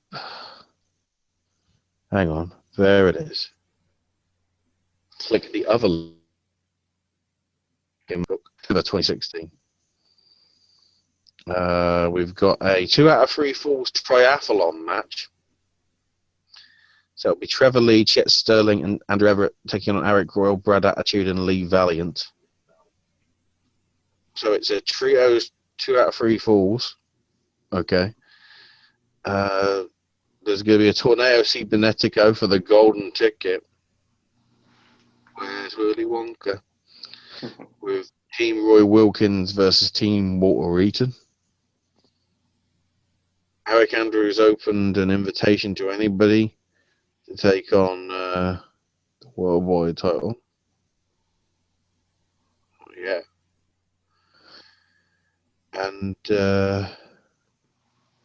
Also got a tag team elimination match going on as well. I think, at least in my Ye Olde Wrestling. That isn't how it's pronounced, is it? Probably Old Wrestling. Yes. Got a bonanza of body slams at the Cornerstone Centre for the Arts in Muncie, Indiana. I love this in the notes. Last year we got 37 body slams, but this year it's 50 or bust. So we got on the show Thunder Kitty, Heidi the Riveter, Matt Cross, Jeff King, Jake Oman, Judge Hugo Lexington Black, Marion Fontaine, Jollyville Jeepers, Gregory Iron, Kelly Klein as the bearded lady, and Big Sue Jackson.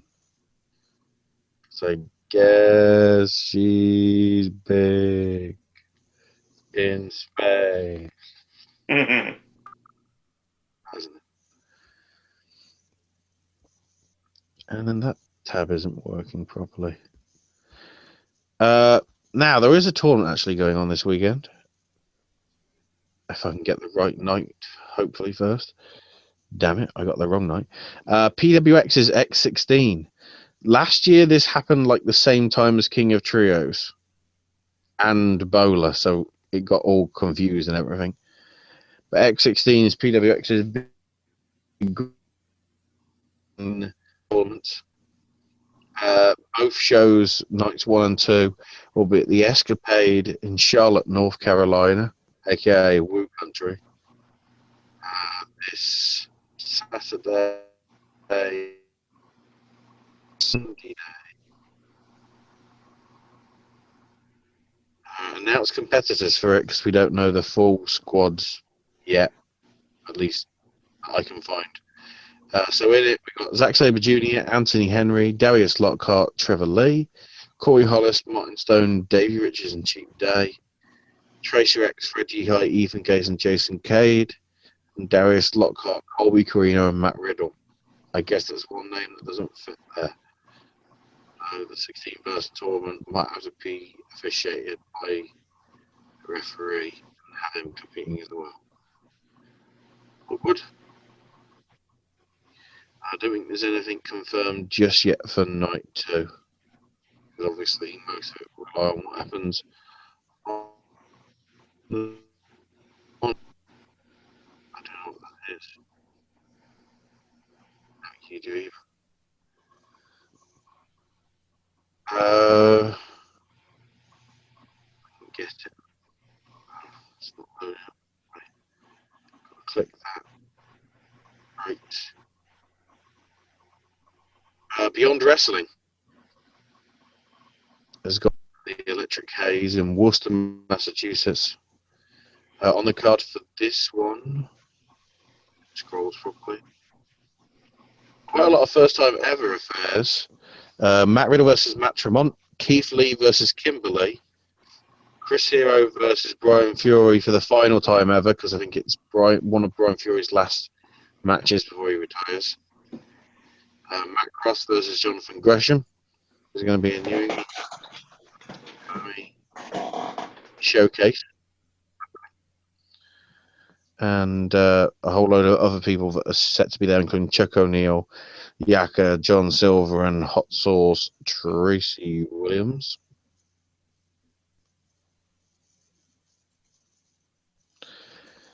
Then we've got the WSU CZW doubleheader this Saturday. Starting off in the afternoon with Breaking Barriers 4 from the WSU. Unless, of course, the CZW site's gone down, in which case, shit. God damn it. Thanks, guys. Well, I'll rescue it because I'll press refresh and hopefully it loads up because CZW is sort of doing an international event as well.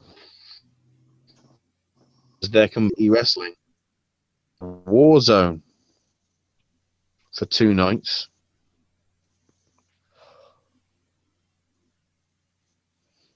Some of the matches confirmed.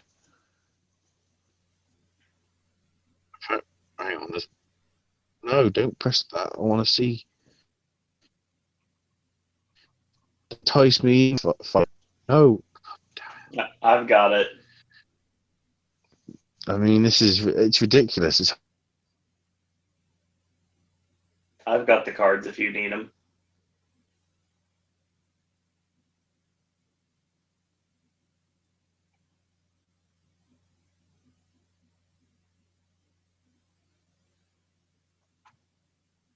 Okay.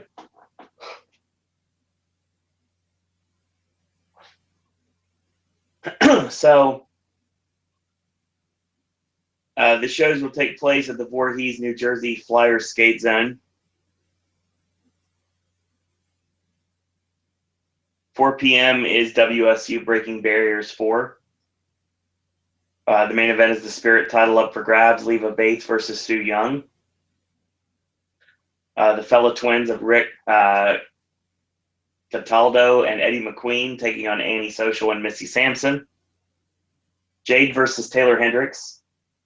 Bale Spin versus Sinister Sweethearts. Kiera Hogan versus Brett Baker. Penelope Ford versus Renee Michelle versus Priscilla Kelly. And Lufisto versus Mercedes Martinez. And at 8 p.m. is CZW Night of Infamy. There's going to be the Squared Circle of Sacrifice with Matt Tremont and Jeff Cannonball versus the Young Dragons. Jonathan Gresham defending the CZW World Heavyweight Championship against Danny Havoc. Black Cheese defending the Jersey All-Pro Heavyweight Championship versus Arcadia.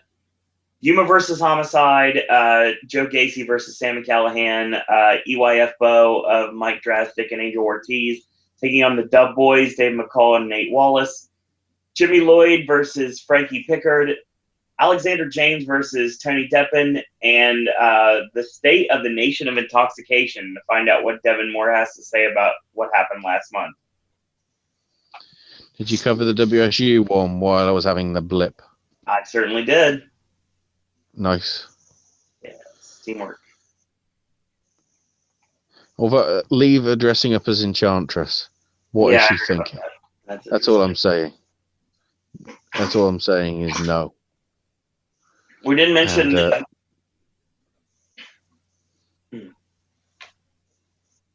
Did you mention? We didn't mention the New Japan New Zealand show, the charity event. Oh yeah, we mentioned it as it was a pay-per-view event and it was somewhat successful. We didn't mention what went down on it. No. Right. Highlights of the show: Bobby Fish defending the Ring of Honor World Television Championship against David Finlay. Hiroshi Tanahashi defeating Dalton Castle. Jay White over RJ Brewer. The Girls of Destiny teaming up with King Haku to defeat Juice Robinson, Hooligan, Marcus Cool, and Nasty Nate. And the main event was... yeah, I know. It was Okada, Rocky Romero, and Trent Beretta defeating the Young Bucks and Kenny Omega. Baby! Oh, wait, that's Adam Cole. Right. Wrong combination of the book club. Wrong combination. Last bit I've got. Well, actually, the last bit of indie news I have is Jersey All Pro. They had their anniversary show this past weekend. Oh, yes. Forgot about that. They inducted Low Key, Homicide, and the Hit Squad into their Hall of Fame. Mm-hmm. This was helped by Low Life Louis Ramos, Danny DeManto, and Xavier. Yes, the Xavier. First Ring of Honor World Heavyweight Champion Xavier. What, Professor X? Close enough. Patrick Stewart got in Jersey All Pro Hall of Fame. Oh, wow. A really nice moment was done after the end of this. Jake Iadevia, who is the son of Fat Frank, who unfortunately passed away. They did an angle with him, and he came out and he was talking about Jersey All Pro, and all of a sudden Dr. Hertz came out and interrupted the promo, and he basically says a bunch of trash. He talked trash on him, and then he attacked Jake and beats him down. And then he pulls a door out from under the ring, puts it in the corner, and Jake puts him through it. Crowd went crazy for it. He put a sleeper on Hertz, and referees hopped in and dropped Hertz's arm 3 times. It was a nice little moment. That was well done. Mm-hmm. Arcadia was in an elimination match. He won an elimination match to win the light heavyweight championship with Joey Janela, Azrael, Pinky Sanchez, John Silver, JT Dunn, Connor Claxton, and Steve Scott. AKA a lot of people. Yeah, Arcadia and Janela were the final 2. So Janela got a crossface on, and Arcadia grabbed the ropes, and Arcadia hit a pile driver and won the title. Team Wrestle Pro of Pat Buck and Kevin Matthews lost to Private Party, a Private Party of House of Glory. Buck ate a super kick, and that was the end of that. So we went to Sumi Sakai versus Deonna Purrazzo. Deonna won with tapped out Sumi. It was a very short match because Purrazzo got busted open hard way over her eye. Yeah. Not good. No I heard about that one. Nasty little gash. Yeah, there's a couple things about this match that are really interesting. Alicia was supposed to be in the match too as a 3-way, but she no-showed apparently. And the big news is who was sitting ringside for this match.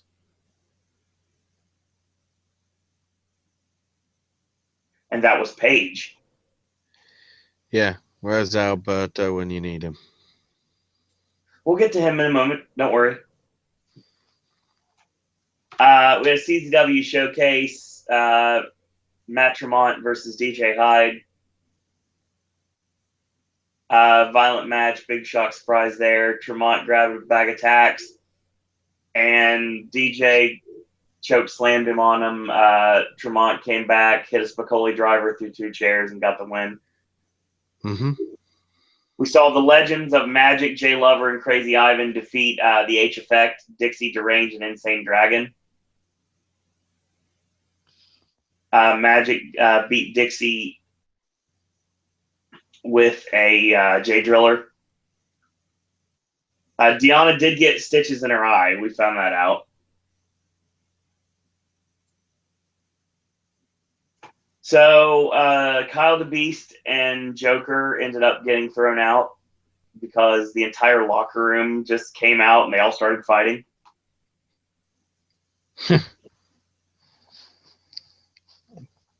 So we had EYF.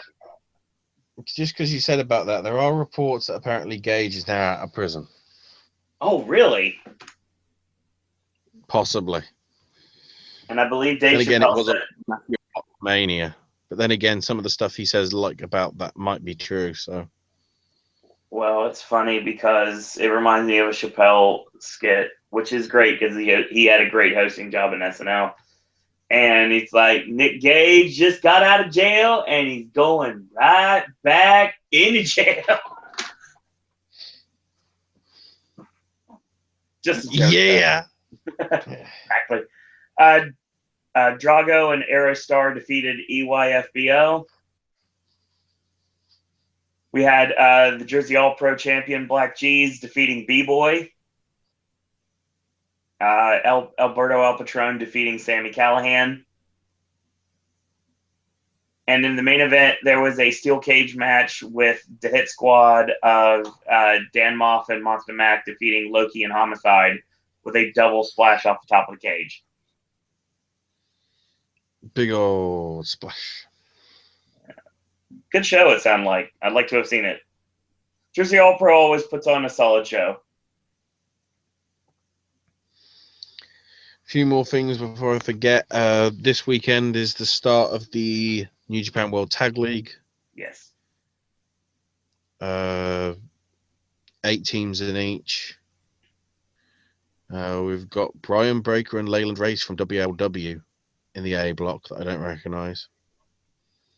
And they've still yet to know Naito's partner, but as we saw from earlier, it's probably going to be Rush.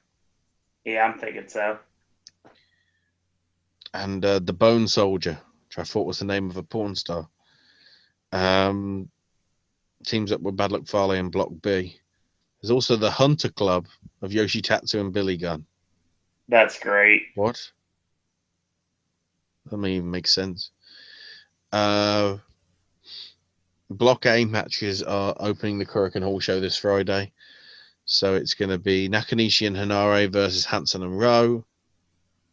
Breaker and Race versus Yajiro and Page. Tenkoji versus Gorillas of Destiny. And Tanahashi and Robertson versus Tetsuya Naito and Mystery Person. Let's hope they don't use the marsupial on the track, because we don't want to get it. We want it to live for as long as possible. I don't know why I said it like that. Ring of Honor's got its UK tour this weekend. Some of these matches obviously won't be right because Kyle O'Reilly's out of action. I will say that there is going to be a proving ground match on the Friday show in Liverpool with Bobby Fish versus Will Ospreay. And Joe Hendry versus Donovan Dijak. Oh, nice. Yeah, Joe Hendry made it to Ring of Honor. Nice. Young Bucks versus Marty Scurll and Will Ospreay. Headlines Saturday the 20th.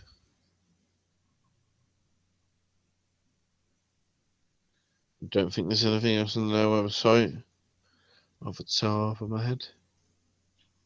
All right. And Sunday, Reach for Skyboy. Jay Lethal takes on Adam Cole in Jay Lethal's rematch. We've also got Ospreay versus Scroll, and the two Young Bucks going individually against the two Briscoes, as well as a triple threat tag with Red Dragon, The Addiction, and Motor City Machine Guns. Again, that's probably going to change because of Kyle's situation. So who knows? And I can get it finally. ICW this weekend. Fear and Loathing 9. So the deal with this is Saturday afternoon, evening, depending where you are in the world.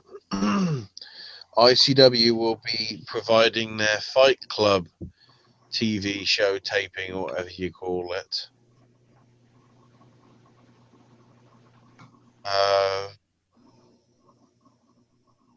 At the Hydro. Oh, sorry, no. The garage is the garage is hosting the show on Saturday, which will be free on Facebook. Also to people that are paying the $6.99 for the subscription to ICW On Demand. That'll be on there. And then Sunday itself, I think it's on Fight TV. Slightly more money than the subscription, but it looks to be a solid show because there's a heck of a lot. Wolfgang defends the ICW World Title against Trent Seven in a steel cage. Joe Coffey goes one-on-one with Kurt Angle. We find out who gets ownership of the company as Team Dallas takes on Team Galloway. Carmel defends the ICW Women's Title against Viola and Kaylee Ray. E.T. Gunn goes one-on-one with Stevie Boy in ICW's first ever casket match. Polo Promotions put the Undisputed Tag Team titles on the line, but probably not officially. The best young driver in the world.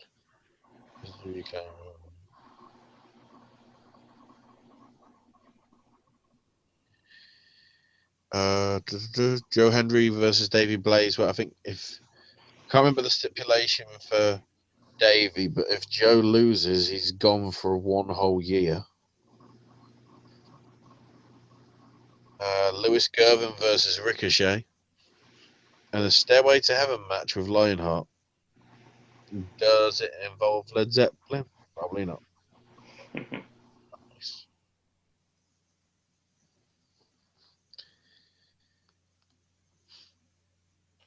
So we have just 2 more pieces, and then we're going to go home tonight.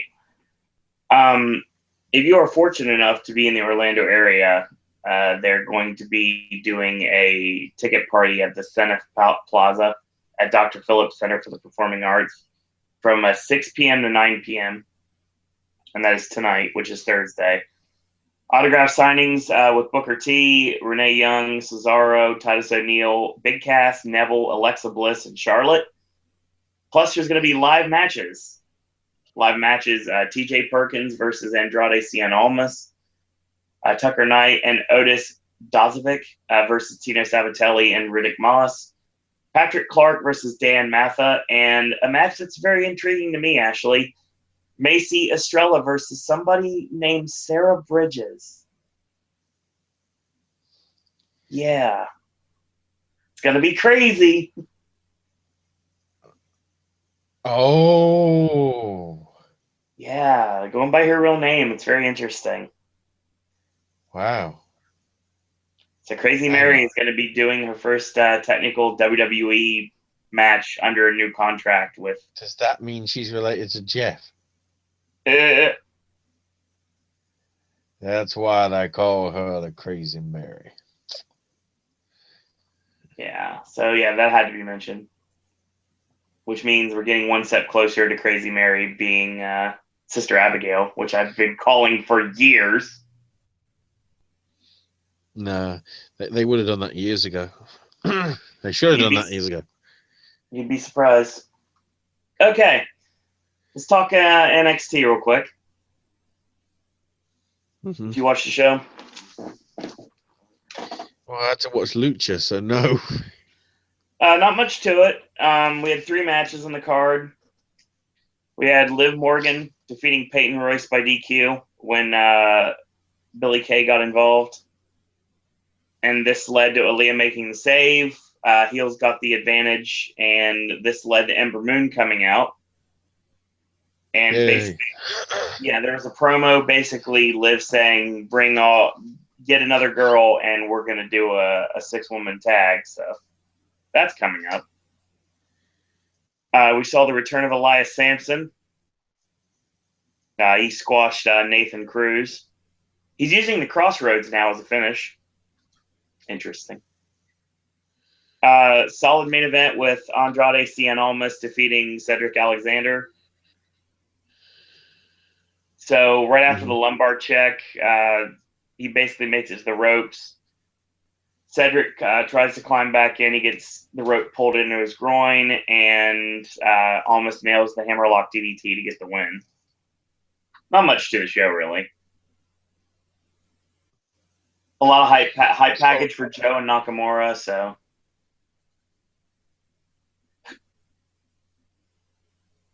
It was decent.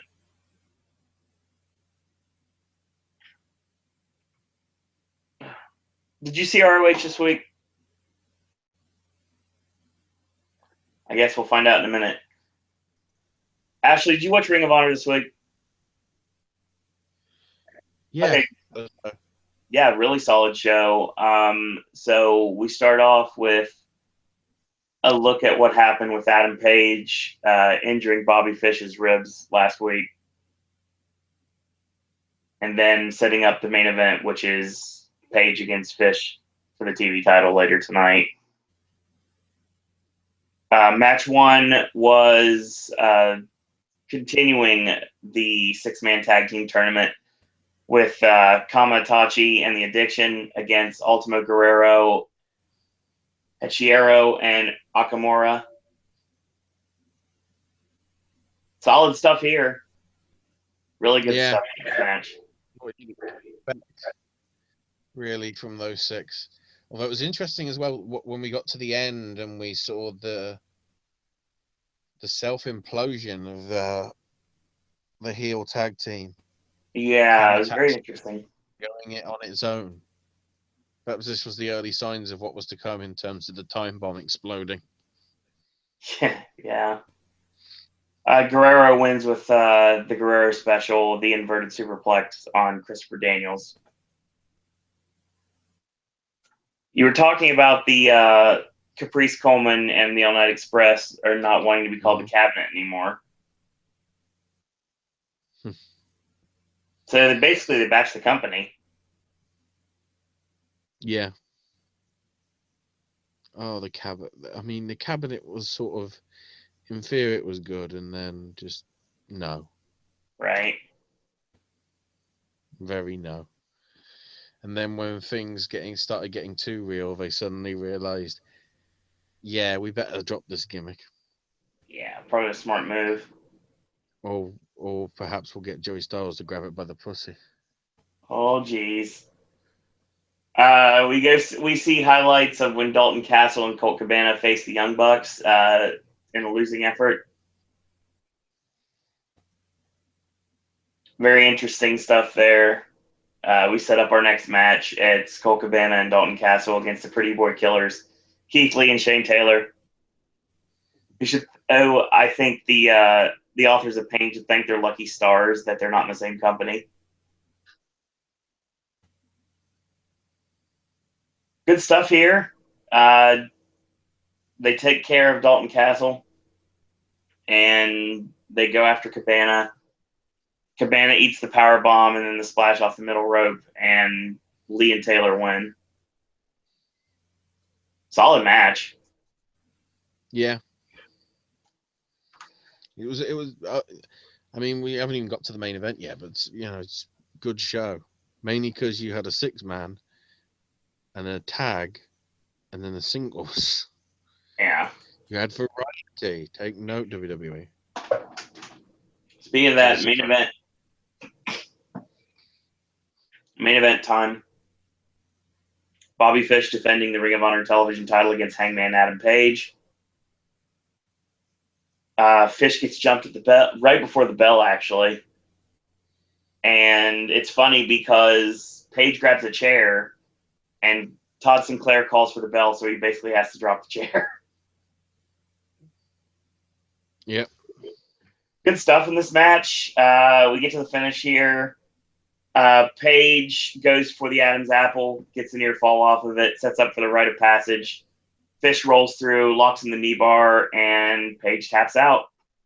So Fish retains. Adam Cole comes out afterwards, and he wants to talk to Kyle O'Reilly. He said he's not afraid. Fish holds the ropes open. Here comes Jay Lethal. Both Lethal and O'Reilly are getting in the ring, and Cole powders.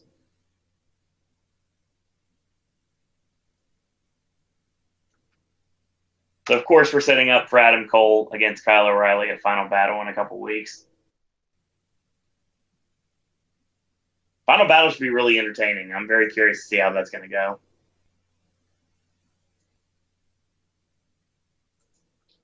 But yeah, I think if we are correct, Ashley, I think that's our show.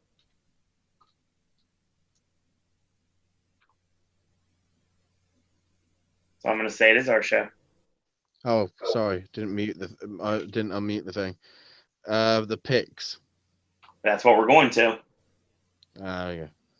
All right. So if you haven't noticed, our group has dwindled a bit, but we still can do picks. So we're going to. NXT Takeover Toronto only has 5 announced matches right now. Did not announce anything else in NXT tonight.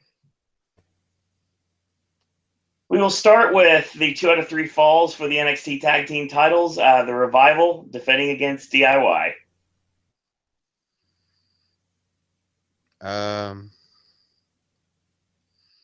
By the way, this is a reminder, Jeremy. It's a reminder of what's to come. Yeah. Hmm. Hoodie Man wants his sign. No. Oh my God, I didn't know what happened there. It's Hoodie Man going shit on the tablet. Oh yeah, good point. Just because it has to happen. But first, Glorious Bomb.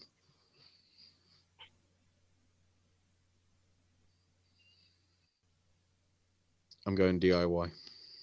Yeah, that makes the most sense here. I think this is time to finally have the Revival adopt the titles, and I would not be at all surprised if the Revival end up on SmackDown.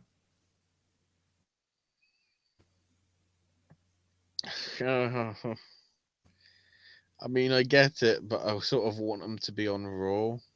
I don't want the Good Brothers are on Raw. They can't really do that. They're kind of similar tag teams. To some extent. Maybe not as much as they used to be. And like when they first came in, they were very similar, like we talked about on a podcast back in the day. But I mean, now with the comedic elements, maybe not so much. But I would say the Revival are going to drop, and then they're going to go to SmackDown. At least in that we can agree on. Yeah. Authors of Pain against TM61 in the finals of the Dusty Rhodes Tag Team Classic with Paul Ellering in the Shark Cage. I have to say Authors of Pain. Yeah, I think Authors of Pain win with a gimmick. I think Ellering tosses something down from the cage, and we get some sort of foreign object, and that's how the Authors of Pain win. Oh, wait, we're actually doing it old school with a cage over the ring? Yeah. Oh, yes. Paul Ellering is in the Shark Cage above the ring, just like back in the day. Oh. Starcade. Yeah. We have Bobby Roode versus Ty Dillinger in the Battle for Canada.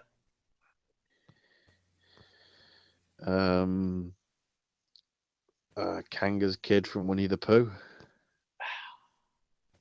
I think Dillinger needs the win, but I don't think Roode's going to lose yet. They need to push somebody to be a credible threat. Yeah. Roode's the next challenger for Nakamura, easily. Yeah. Definitely.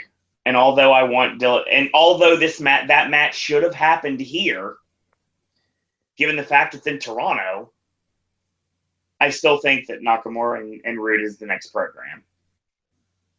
Yeah. So Bobby Roode wins. Asuka defending the women's championship against Mickie James.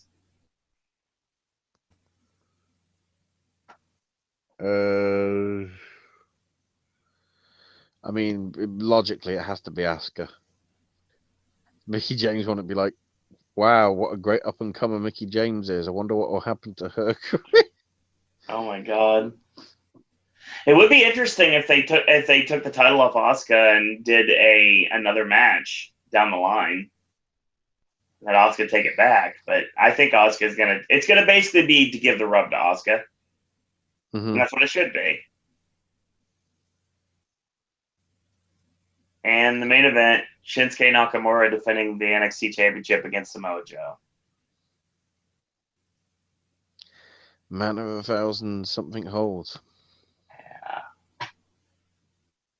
This is the decisive final match between Nakamura and Joe, and I think it's going to go out with a bang. Joe, I think, is going to the main roster. And I think this might be his swan song with the company. I think we see Samoa Joe at the Royal Rumble. Well, yeah, because then you can obviously tease Lesnar versus Joe. Yes. I want to see Lesnar versus Joe badly. Yep. Well, Fantasy Warfare just got repetitive. Oh, God. Speaking of repetitive, let's talk about Survivor Series. Oh, no. So we have 6 matches announced with a 4-hour show. you do the math, there's no way they don't add more matches. No, we'll just do promo segments. Oh, God, I hope not. Well, it means I don't have to cover it, so there you go. God damn it. Yes. Intercontinental title on the line. The newly crowned champion, The Miz, defends against Sami Zayn. If Zayn wins, he takes the title back to Raw.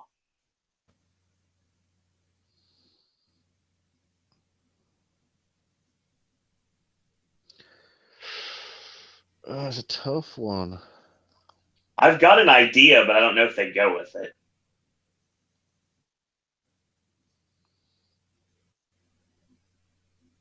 I would have Dolph Ziggler. I'm going to say Miz, but via DQ because Ziggler's going to get involved. I think they're going to turn Ziggler heel and have Miz and Ziggler work together. I honestly think Ziggler's going to cost it. Considering it's only like 2 or 3 weeks away,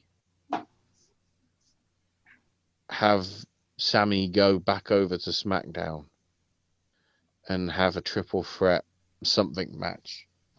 Triple threat TLC, triple threat ladder, who knows? Those 3 could do wonders. Well, right, and that's why I said that last night. But the thing is, they didn't go with a double pin. They went with a straight one-on-one match, so it could go either way. I mean, I also don't see them taking the title off The Miz directly after he just won it. Yeah. Even though I could see, and even though I think that the Cruiserweight Championship may be leaving brand, we'll get to that momentarily. Brian Kendrick defending the Cruiserweight title against Kalisto. Another stipulation, Kalisto wins. They get the entire Cruiserweight division. Well, considering 205's coming up, logically I'd have to say that. Yeah, I mean, I don't know why they would put. I don't think they're going to. See, the good thing is Kalisto's not getting any runoff of the heat on Sin Cara right now, which sometimes that happens, especially with tag teams. Mm-hmm. But the thing about it is, I could see Kendrick retaining, but the problem with that is 205 is taping right after SmackDown. So logically, you have 205 be after SmackDown because SmackDown will be where the Cruiserweight division is. It makes sense. And I think that's what they're going to go with. I think Kalisto wins the title. Then we have 3 matches that are so lopsided on paper and even more so in actuality. So we have the current SmackDown Tag Champions, Heath Slater and Rhino, Zack Ryder and the guy that doesn't matter, American Alpha, the Usos, and Tyler Breeze and Fandango. So happy they're still together. Taking on the New Day, Sheamus and Cesaro, the Good Brothers, Enzo and Cass, and please God get them out of this gimmick, Primo and Epico. Yeah. Who do you got?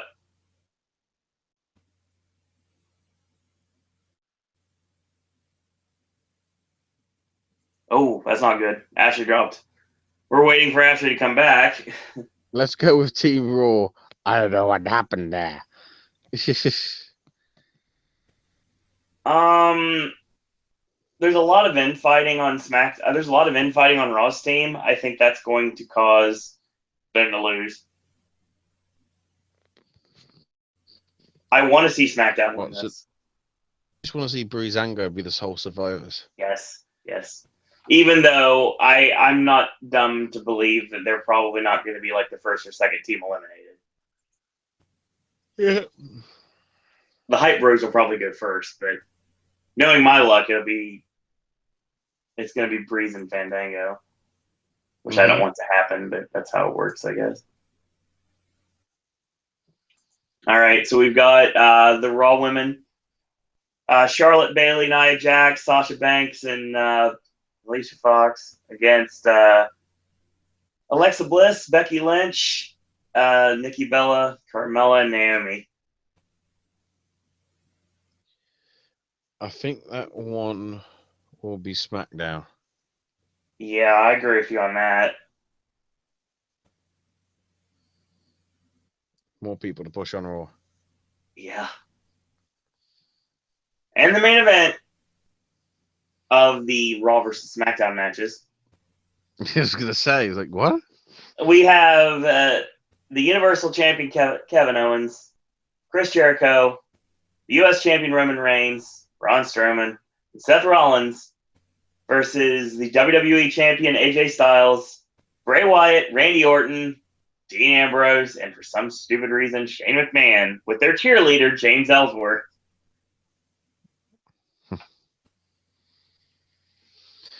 It's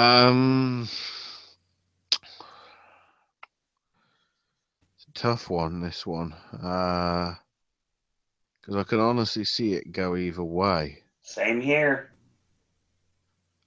I will take a chance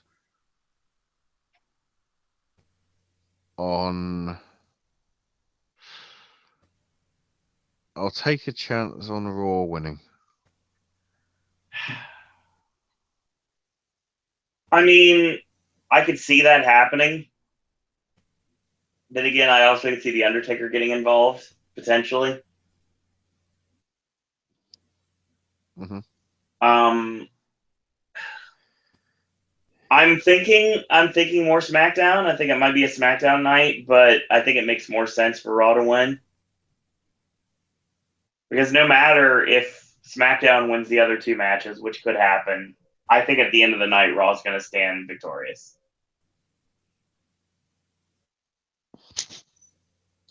And then our final match and the final thing we have to say tonight before we take it home finally, Brock Lesnar versus Goldberg.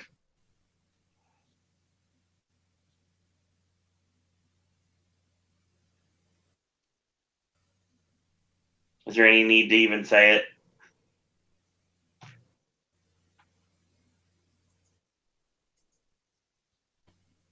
Apparently not. Apparently not. I mean, if this was going to go more than one match, I could see Goldberg winning. But if this is a one and done, Lesnar has to win, especially for anything that I'm thinking possibly could happen down the line to actually happen. So I think even though Ashley's not talking right now, I would think that we're both going with Brock.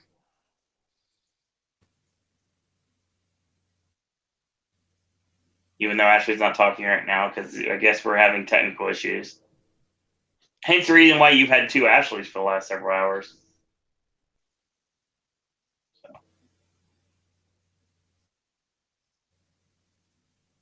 So I think that's our show.